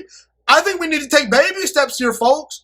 Okay, so that's how I feel about Green Bay. I think Green Bay will go on the road at some point in the playoffs and knock off the Tampa Bay Buccaneers en route to getting to Super Bowl 56. And if they face Cleveland or Kansas City, I believe they have the defensive talent, and I believe they have the quarterback in Aaron Rodgers and enough weapons to get themselves over the hump, okay? And here's the thing. Green Bay is kind of being underrated this year. You know, everyone's talking about the 49ers, the Seahawks, the Rams, the Buccaneers. Meanwhile, everyone's forgetting about the fact that Aaron Rodgers and the Packers have had back-to-back 13-win seasons under head coach Matt LaFleur and led by Aaron Rodgers. Maybe Green Bay flying under the radar is the best thing for Aaron Rodgers and the Packers. Because the only time Aaron Rodgers won a Super Bowl is when he won one as a wild card road team, where Green Bay had to win multiple playoff games on the road to get to the Super Bowl. Everyone thought the Pittsburgh Steelers were going to beat them in the Super Bowl, and Aaron Rodgers said, hold my beer, I'm going to beat Ben Roethlisberger and the Steelers, and the Packers were destined at that point. So I think that destiny's on the Green Bay Packers side. When it comes to Green Bay and Cleveland matching up together, I think they have great rosters, okay? However, I think Aaron Rodgers' experience and Green Bay being an experienced football team is going to be the difference. Cleveland has the defensive talent to keep Aaron Rodgers on his heels. But when it comes down to things, do you trust Aaron Rodgers in the biggest moment, or do you trust Baker Mayfield? And while I do think Baker Mayfield is a good quarterback, I don't know if Baker Mayfield is ready in his third season as a starter to beat Aaron Rodgers and a pretty darn good Packers team in a Super Bowl. So there you have it, people. That's my Super Bowl 56 prediction. I believe the Green Bay Packers, led by Aaron Rodgers, will win Super Bowl 56. I have the Green Bay Packers beating the Cleveland Browns in Super Bowl 56. Aaron Rodgers winning his second Super Bowl MVP trophy. So when it comes to Tom Brady and the Tampa Bay Buccaneers, everyone's hyping them up this year, and I get it. It's the Buccaneers. It's Tom Brady. They won the Super Bowl last year. Super Bowl 55 was won in convincing fashion. I get it. But here's the thing, people. I'm here to tell you the Tampa Bay Buccaneers will not repeat as Super Bowl champs. And here's why. History shows us that when Tom Brady is the overwhelming favorite to win a Super Bowl heading into a season, he usually actually falls short. Okay? Tom Brady is at his best when he's being doubted. Okay? The Atlanta Falcons Super Bowl. He was down 28-3. Came back and surprised a lot of people. When Tom Brady and the Patriots beat the Seattle Seahawks a couple of years ago, a lot of people thought the Seattle Seahawks were the next NFL dynasty. Tom Brady's back was against the wall. They were down 10 points, I believe, heading into the fourth quarter. Tom Brady comes back. They prevail over Seattle, but they got a little lucky there, with the whole Malcolm Butler and Marshawn Lynch thing. You get the point. But that was a good win for Tom Brady, but he was doubted at that point. The Los Angeles Rams, Sean McVay, this new hotshot head coach. The Rams have this loaded roster. Aaron Donald is going to cause havoc for Tom Brady. And it was an ugly game, but Tom Brady came out on top. And last year, the Tampa Bay Buccaneers were not favored in Super Bowl 55. In fact, the Tampa Bay Buccaneers were a wild card playoff team. They won 4 straight games to win the Super Bowl as a wild card. Everyone doubted Tom Brady last year. They said he was washed. He wasn't very good anymore. There's a reason New England let him go. Tom Brady proved a lot of people wrong. But here's the thing. In the past, when Tom Brady has been the overwhelming favorite, he's disappointed. In 2010, the Patriots were 14-2. I believe Tom Brady had an MVP season that year. The Patriots choked versus the Jets. Tom Brady choked. Okay? 2007. Tom Brady choked in the Super Bowl versus Eli Manning and the Giants. He wasn't very good. And even a couple of years after that, the Giants beat the Patriots once again, okay, when they were a huge favorite, okay? So when Tom Brady is this significant favorite, more times than not, at least up to this point in his career, he has not proven that he will 100% win the Super Bowl. And here's the thing. How's Tampa Bay going to handle championship expectations? Now, when it comes to Tom Brady, I believe Tom Brady is going to put in the work. He's going to be ready to go this year. I think Tom Brady has one more great season left in him, at least one more. But here's the thing. Tom Brady's used to winning. We get that. But the rest of that roster, are they used to winning? Or are they going to let the success of winning Super Bowl 55 go to their head? Are they done celebrating? Because I'm not sure. So it's one thing to win a Super Bowl. It's another thing to be the hunted and come out on top once again. Because the Buccaneers, they're going to get every team's best shot this year. So can they handle championship expectations? We'll see. Or are they going to be cocky? Kind of like the Kansas City Chiefs last year, where Kansas City, let's be real, they were just better than everyone in the regular season. They rolled through the regular season. They won 14 games. They got to a Super Bowl. They were feeling themselves. They were smelling their own cologne. They said, oh, we can't be stopped. And boom, the Chiefs, they got punched in the mouth, and it cost them, okay? And are we overrating the Tampa Bay Buccaneers championship run last year? I'm not so sure that, let me just say this. I'm not past that argument, because here's the thing. The Buccaneers these are the teams they beat. They beat Taylor Heineke and the Washington football team last year. Okay? That wasn't a great team. Drew Brees and the New Orleans Saints, they were cooked. Drew Brees was cooked, washed, melting down, not very good anymore. They feasted on the weak. And Green Bay, they had no left tackle in the NFC Championship game. Aaron Rodgers was constantly running for his life. Okay, Green Bay just couldn't block Tampa Bay up front. And then Kansas City, they had injuries all over their offensive line, and they couldn't hold up. So I get it. Tampa Bay was great last year. But it's not like Tampa Bay dominated in the playoffs. They won a lot of close games, and then they finally peaked in the Super Bowl. And here's the thing. History also tells us repeating as a Super Bowl champion more than likely doesn't happen. Because the NFL has been around for over 100 years, and only 8 times has there been a repeat Super Bowl champion. I get it. Tom Brady and the Patriots were the last team to do it. So if any team can do it, it's the Buccaneers. And I will say, it'd be one thing if teams had to beat the Buccaneers 4 times. Kind of like in basketball where teams had to beat the Golden State Warriors, led by Kevin Durant 4 times. Teams had to beat Michael Jordan's Chicago Bulls 4 times. Like, you're not going to beat that team 4 times. They're better than you. But all it takes is one game. One great game from Matthew Stafford, maybe. One great game from Russell Wilson, maybe. One great game from Aaron Rodgers, maybe. And boom, Tampa Bay's out of the playoffs potentially. So I don't think the Tampa Bay Buccaneers are going to repeat as Super Bowl champions for all the reasons that I mentioned.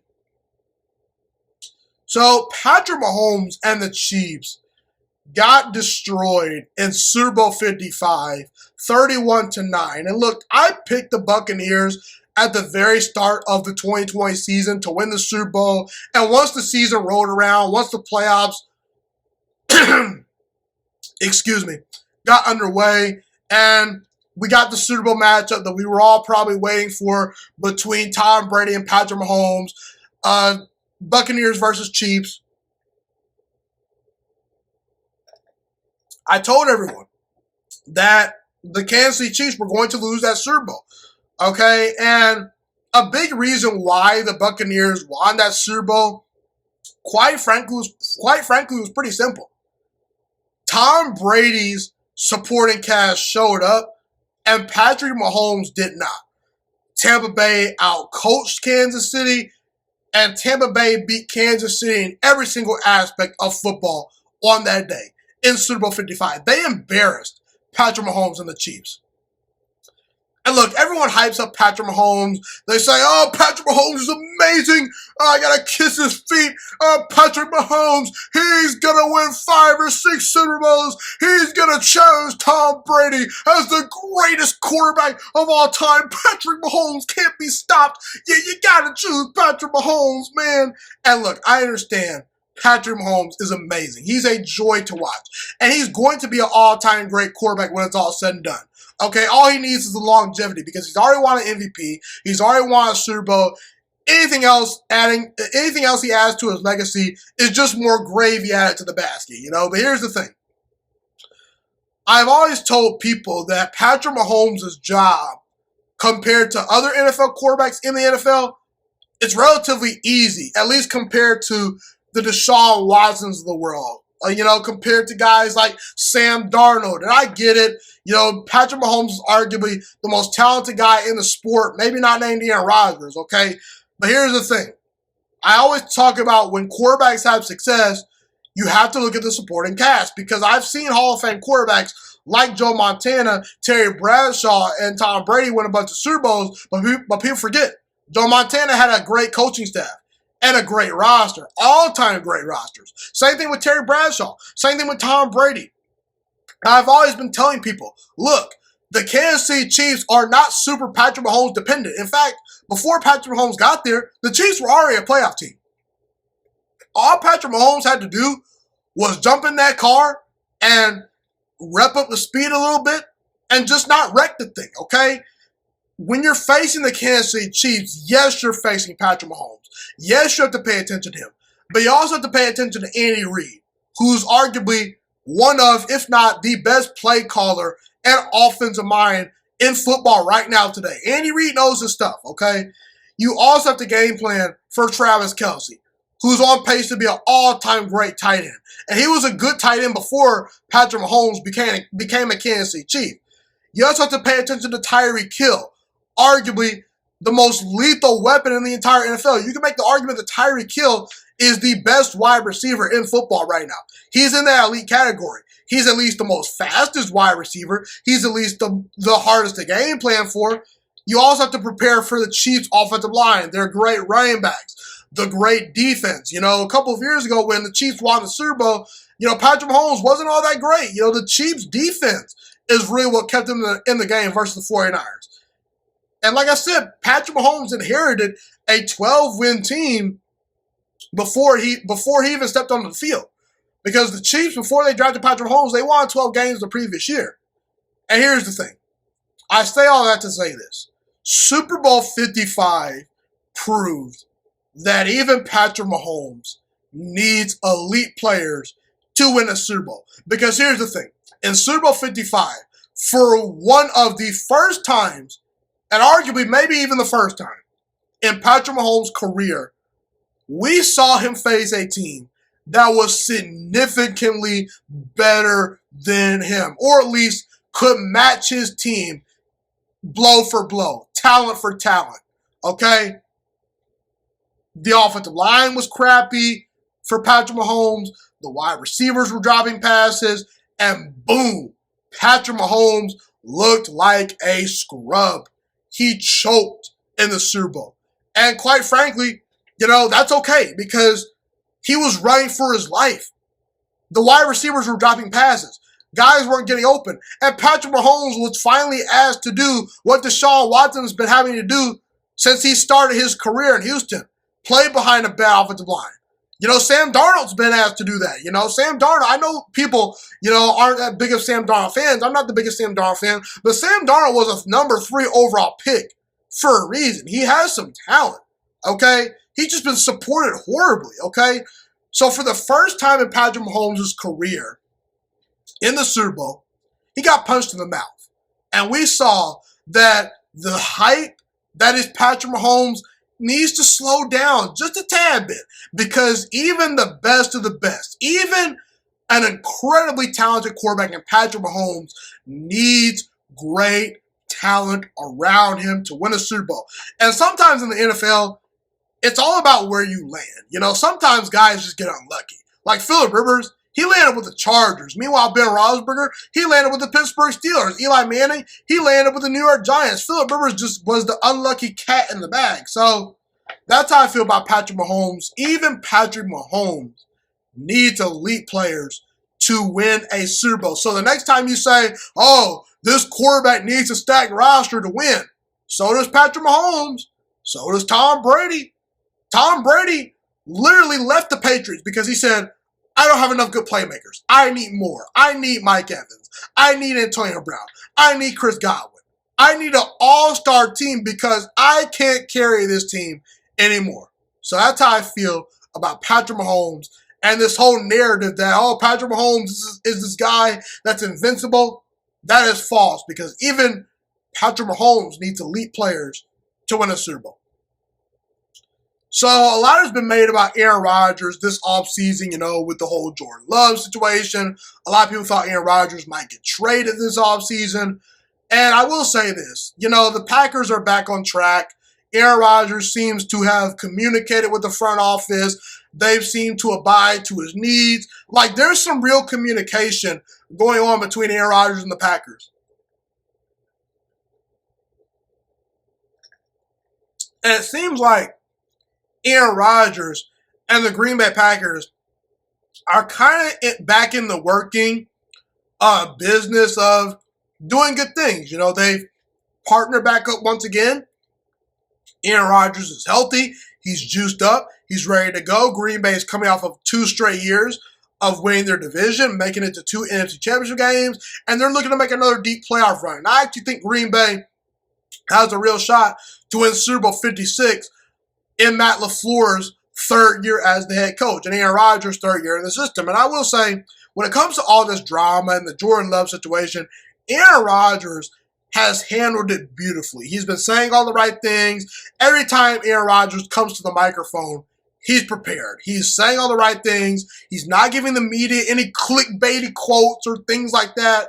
In the past, Aaron Rodgers kind of would throw something out there where I would say, okay, maybe that's true, Aaron, but did you really want to put that out there? Because the media is going to take that and run with it, So, look, and also, Aaron Rodgers has taken it upon himself to mentor a guy like Jordan Love, a guy that the Packers traded up for in the first round of the draft to potentially replace Aaron Rodgers. That's hard to do because Aaron Rodgers sees the writing on the wall, okay? He knows the Packers want Jordan Love to be the future. He knows his time is ticking in Green Bay and his days might be numbered. But reports have come out that Aaron Rodgers has been nothing but a good teammate to Jordan Love, okay? And I will say part of the reason why Aaron Rodgers is probably handling this so beautifully is because he endured this situation. He was a guy that was replacing Brett Favre, and the media was crapping on saying, who's this guy from Cal named Aaron Rodgers? He can't possibly be better than Brett Favre, so he's been through this situation before. And here's the thing. Aaron Rodgers is a prime example of a guy choosing to have a great attitude no matter the situation. Aaron Rodgers could have decided to pout and say, you know what? I'm just going to say, screw this. Green Bay doesn't want me anymore. Whatever happens, happens. We'll see. But no, Aaron Rodgers took it upon himself to get better and improve even. Because we even saw this past year, despite Aaron Rodgers already having won 2 league MVPs, already having led the NFL in touchdown passes in the past, already having won 2 NFL MVPs. He came out in 2020 and had the best season of his career at age 37. Think about that, people. Aaron Rodgers, 37 years old, heading into age 38. Age 38 season, I guess, is what you want to call it. He's playing the best football of his life. And you have guys that sometimes can handle pressure and some guys that can't. Carson Wentz, he unraveled when the Eagles drafted Jalen Hurts. And Jalen Hurts, he was a 2nd-round pick. Okay, he was drafted to be a backup quarterback. Now, we'll see what Jalen Hurts turns into, but at the time, Jalen Hurts was drafted to be just an insurance policy. And Carson Wentz couldn't take it. Jordan Love was drafted to be Aaron Rodgers' replacement. That's a hard thing to swallow. And Aaron Rodgers has had nothing but a great attitude. He's had this carefree attitude. And I think Aaron Rodgers' carefree and positive attitude will go a long way for the Packers. I actually think Green Bay, like I said, they have a real chance to win Super Bowl 56 this year. And if Aaron Rodgers is playing great football and is happy, upbeat, fun, and joyful, that's good for the Green Bay Packers. Definitely. And Green Bay definitely could make a run to the Super Bowl if Aaron Rodgers continues to do his thing. So I talked about the Pittsburgh Steelers earlier in the show. And look, I gave the Pittsburgh Steelers the benefit of the doubt. I have them as a 9-8 football team. I think they're going to have a winning season just because Mike Tomlin is an amazing head coach. They have a pretty talented roster. The wide receiver core is pretty good. I think Najee Harris is going to actually win Offensive Rookie of the Year. I still think Ben Roethlisberger can get the job done, even though I do think Ben Roethlisberger is trending towards, probably retiring after the 2021 season. But here's the thing. Even though I gave the Steelers the benefit of the doubt, and I have them winning 9 games this year and having a winning season, I do not think the Steelers, I don't think the Pittsburgh Steelers are a playoff team in 2021. Okay? Here's the thing. I don't think the Steelers are near the top of the food chain anymore. I think right now Kansas City, Cleveland, Buffalo, Tennessee, I think those teams are clearly better. I think the Baltimore is honestly better than Pittsburgh. Baltimore has a great defense. Baltimore improved their wide receiver core. Lamar Jackson at this point in his career is a better quarterback than Ben Roethlisberger. I think even Pittsburgh Steelers fans can recognize that. I think Baltimore's better, and Baltimore won a playoff game last year, whereas Pittsburgh got into the playoffs and they choked versus Cleveland. Okay? You look at the Patriots. The Patriots improved tremendously this offseason, okay? I think Mac Jones is pretty good. I think the Patriots are a well-rounded team. Are we sure the Steelers are better than them? You look at the Chargers. The Chargers improved tremendously as well. And they have a real quarterback in Justin Herbert, a head coach in Brandon Staley I believe in. I think the Chargers have a chance to be better than the Steelers. And we're not even talking about teams like the Dolphins and the Broncos, two teams that have absolutely incredibly talented rosters, just questions at quarterback. So I think for the first time in a long time, the Steelers just quite aren't at the top of the food chain. Okay? They're still good. They'll be competent, but the Steelers have some serious questions on the offensive line. They have 4 new starters, young guys that are pretty much unproven, okay? Now, if the Steelers this offseason went out there and addressed the offensive line and made some moves, then I'd say, okay, you know what? Maybe this offensive line will be very good. But the best addition was adding Trey Turner. And Trey Turner is a solid player, but he's not moving the needle for me, people. Okay? I understand that the Pittsburgh Steelers coaching staff will have a huge impact on those young players, but I gotta see it to believe it. Also, the Steelers defense loses Bud Dupree, Steven Nelson, Mike Hilton. Like, their secondary has some questions to me. Outside of Minkah Fitzpatrick and Joe Hayden, I don't think the Steelers have a whole lot of playmakers in that secondary. And you lose a guy like Bud Dupree, who was taking some of the pressure off of T.J. Watt at one point, you know. Now T.J. Watt is easier to double team. So while Pittsburgh has talent, I don't think they're a playoff team in 2021. And listen, I hate to be this guy because I do think Ben Roethlisberger deserves the benefit of the doubt, but I'm not going to give it to him. I think he deserves it, but I'm not going to give it to him because here's the thing. We saw in the final 6 games of 2020, Ben Roethlisberger be pretty bad by his high standards, okay? He was not very good. Versus the Colts, I'll give it to you. He was great. He made plays, but versus Baltimore, versus Washington, versus Buffalo, Cincinnati, and even versus Cleveland, he wasn't very good. And Cleveland and Cincinnati had bad, at times, not great defenses last year. And Ben Roethlisberger really struggled. So Ben Roethlisberger, I mean, the guy is 39 years old. Eventually, father time kicks in. And sometimes it just comes out of nowhere. Okay, we saw Peyton Manning have an MVP caliber season with the Denver Broncos. The next minute, he's completely washed. Brett Favre, out of nowhere, started declining. And we saw the signs that Ben Roethlisberger potentially was declining this past year. So, you know, when it comes to Ben Roethlisberger and the Steelers, I'm not quite sold on them. That's how I feel. So, the Colts are another team that I don't view as a playoff team in 2021. They're sort of like the Pittsburgh Steelers, where I kind of want to give them the benefit of the doubt because of the great culture they have, because of the roster, but I'm just not going to do that, okay? First of all, the Colts, from a talent perspective, they're not close to Kansas City. They're not close to Cleveland. They're not close to Buffalo. They're not even close to Tennessee. And right now, today, the Ravens, led by Lamar Jackson and a great defense and improved wide receiver core. I think Baltimore's better. I think the Patriots are a better football team. I think the Chargers improved tremendously. And like I said earlier, teams like the Broncos and the Dolphins have loaded rosters, just questions at quarterback. But from a roster standpoint, those teams have more talent than the Colts. Okay, now, here's the thing. I get it. In 2020, the Colts were a playoff team, and they got in. But here's the thing. They were also a 7th seed. They barely snuck in. And a big reason why the Colts made it into the playoffs was because Phillip Rivers played good, efficient football. Okay, he wasn't anything special. 68% completion percentage, 24 touchdowns, 11 interceptions, but Phillip Rivers always made the right play. He checked in and out of the right plays. His experience was everything for that team, and Phillip Rivers did everything he could to make sure that he did not lose games for the Colts. Okay?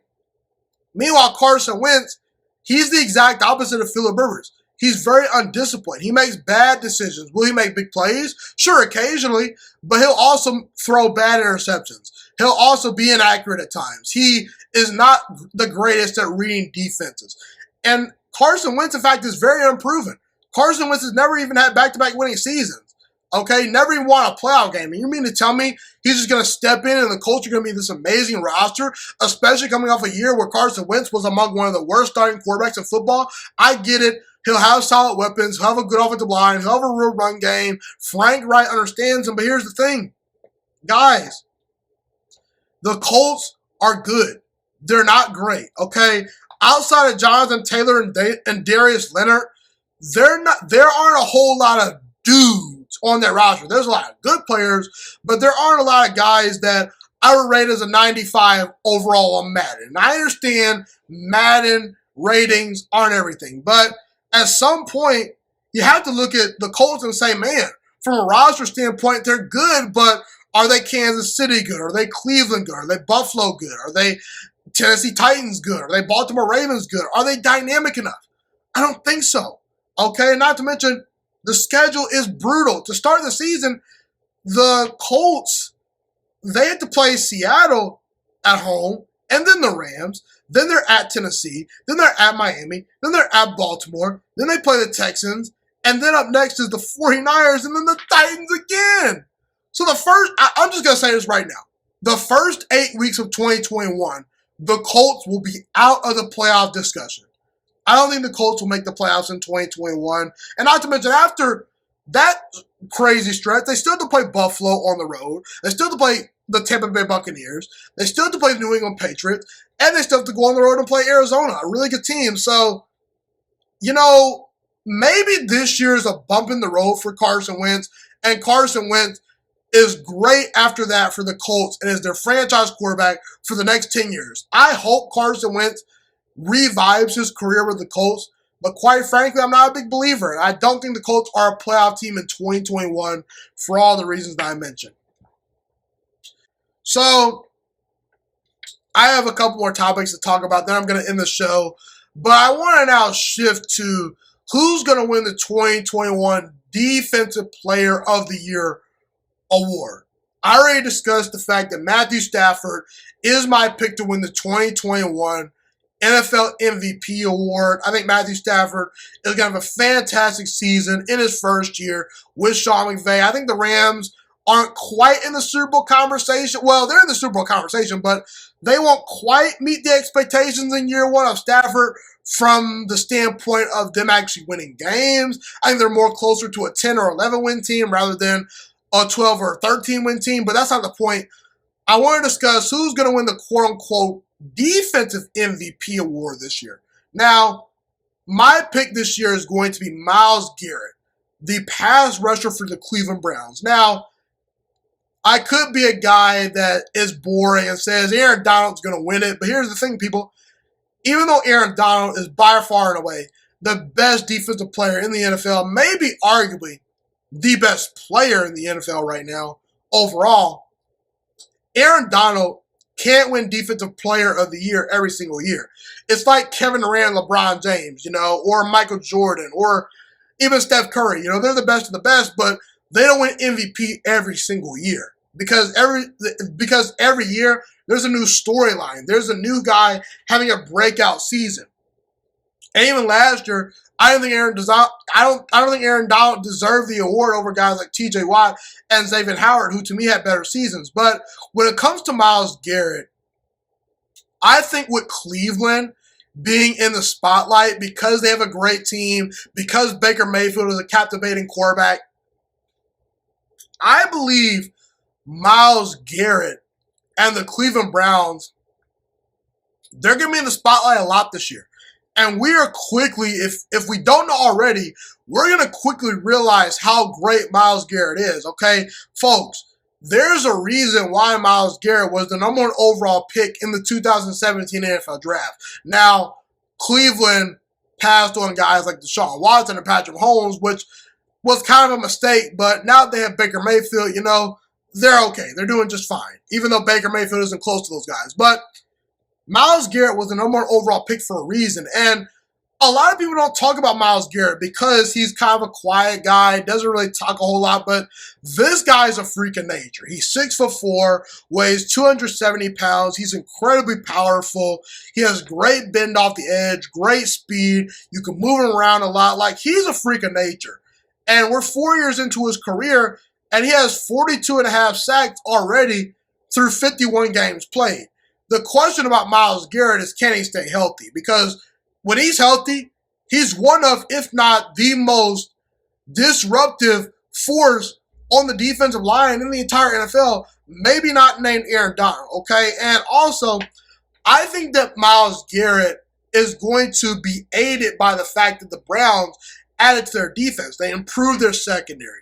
They improved their defensive line by adding to David Clowney, by adding Malik Jackson, to the point where now all the focus is not going to be solely on Myles Garrett, where guys would double and triple team him, and at times he'd be neutralized, and he was still making plays even then. But now he's going to get even more one-on-one coverage, and boy, I would not want to cover that guy consistently one-on-one. So I think this is the year where kind of Myles Garrett gets the Matthew Stafford treatment, where I think Matthew Stafford will definitely benefit from the Rams being on national television, being in the national spotlight, and we're going to really see how great Matthew Stafford can become. And same thing with Myles Garrett. I think that he has a chance to really burst onto the scene. He's one of the best defensive players in the NFL, arguably one of the 10 best players in all football right now. And I think that Myles Garrett has a chance to really burst onto the scene. He's my pick to win 2021 Defensive Player of the Year. Last but not least, I have one more strong opinion, then I'm going to get out of here and end the show. I believe Micah Parsons is going to win the 2021 Defensive Rookie of the Year award. Okay? Micah Parsons is incredibly talented. He's 6'3", 245 pounds. He runs like a running back in the open field. There is a lot of things he needs to still learn and get better at. The talent definitely is still a little raw, but he's a playmaker, okay? And here's why I believe he's going to win. First of all, the Dallas Cowboys are a large brand. They're always on national television. Everyone knows about the Dallas Cowboys. Everyone's always watching them. And I think Dallas will be in the spotlight this year. And I think that they'll be at least a borderline playoff team. And I think that last year, a big reason why Chase Young was able to win Defensive Rookie of the Year for Washington was because, for one, he's an absolute beast, and he deserved to win that award. But also, Washington was in the playoff picture and made the playoffs last year, okay? Whereas a guy like Jeremy Chin was on the Carolina Panthers, and they didn't have a chance to make the playoffs. So as a result, sometimes I think voters overlooked Jeremy Chin and didn't give him as many votes as they should have gotten because, well, he wasn't always in the spotlight. Micah Parsons is going to be playing in a lot of primetime games. I think he's going to make a lot of tackles, and Dallas is going to need him. They spent a first-round pick on this guy for a reason. He's going to be a huge factor to the Dallas Cowboys trying to improve that defense, and he's going to make plays. He really, really is. So I think Micah Parsons, he's my pick to win 2021 Defensive Rookie of the Year for all the reasons that I mentioned. And last but not least, I thought I was going to get out of here, but I have one final topic to talk about, and that final topic regards the Washington football team. In 2020, I wasn't all that surprised that Washington made the playoffs, just because I told people Washington, heading into that year, was the most underrated team in all football. They had a bunch of stars on their defensive line. They had some, players on offense that I liked, and Antonio Gibson and Terry McLaurin. Like, Washington, they were not an awful roster. All they needed was a head coach and Ron Rivera to come in, provide the leadership, and hopefully turn around the culture. And Ron Rivera provided that for Washington. And now Washington, once again, has actually a really talented roster heading into the 2021 season, okay? You know, you have Chase Young, the guy that won Defensive Rookie of the Year this past year in 2020, Montez Sweat, Durant Payne, Jonathan Allen, Jamin Davis is a first-round pick.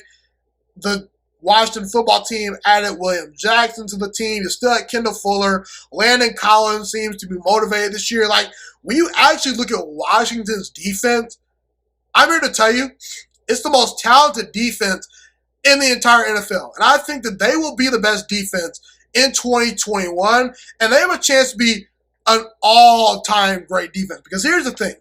Washington's defense was already great last year, and a lot of those guys were just starting to figure things out. Montez Sweat started to break out. Chase Young was a rookie. Now these guys are going to be even better in the second year under Jack Del Rio, and they'll get better in the third and fourth year under Ron Rivera and things like that. And these guys are young too, okay? Chase Young, Sweat, Payne, Allen, Jamin Davis, all guys under 30 years old. I'm here to tell you right now, this might be a hot take, but Washington, led by Chase Young, has a chance to be the best defense since the Legion of Boom. This defense has a chance to be an all-time great defense. I'm going to say it here. I'm going to say it right now. This defense is loaded with a ton of first-round talent, a ton of playmakers. And I will say, if Washington can get some semblance of good quarterback play, this team can make a run to the Super Bowl because this defense is really, really good and they have a chance to be an all-time great unit if Chase Young breaks out and continues to develop and the guys continue to stick around and Washington keeps them as their homegrown guys and things like that. But Washington, they have some talent on that defense and led by Chase Young, they have a chance to be all-time great. Well, people, that's pretty much all I have today. Thank you so much for tuning into this episode. Have a God bless day. Stay safe, and I'm Ghost. Thank you so much for watching this video today. Please also note that the Juice Alert Sports Podcast is not just a YouTube channel. It is available on all podcasting platforms, including Spotify, Google Podcasts, iTunes, and Apple Podcasts. Also, if you enjoyed this video, be sure to like, comment, subscribe, and share this content with all your friends. This podcast is my favorite thing in the entire world right now. It is my passion. And I want more people to listen to this podcast. I really want this podcast to grow. Also, a fun fact about me is that I want to go into the sports broadcasting and media world once I graduate from the University of Toledo, a college in Northern Ohio. I am looking to become one of the next great sports broadcasters and analysts out in the world. And I potentially would like to start my own network if this podcast really truly grows. Or if I fall short of that goal, I would love to work for a big-time network like ESPN or Fox Sports 1. I am open to all networks. So if you believe in my dreams and you see or hear my passion through the screen, be sure to tell all your friends about the Juice Alert Sports Podcast. Stay motivated, you guys. Have a God bless day, and I'm out.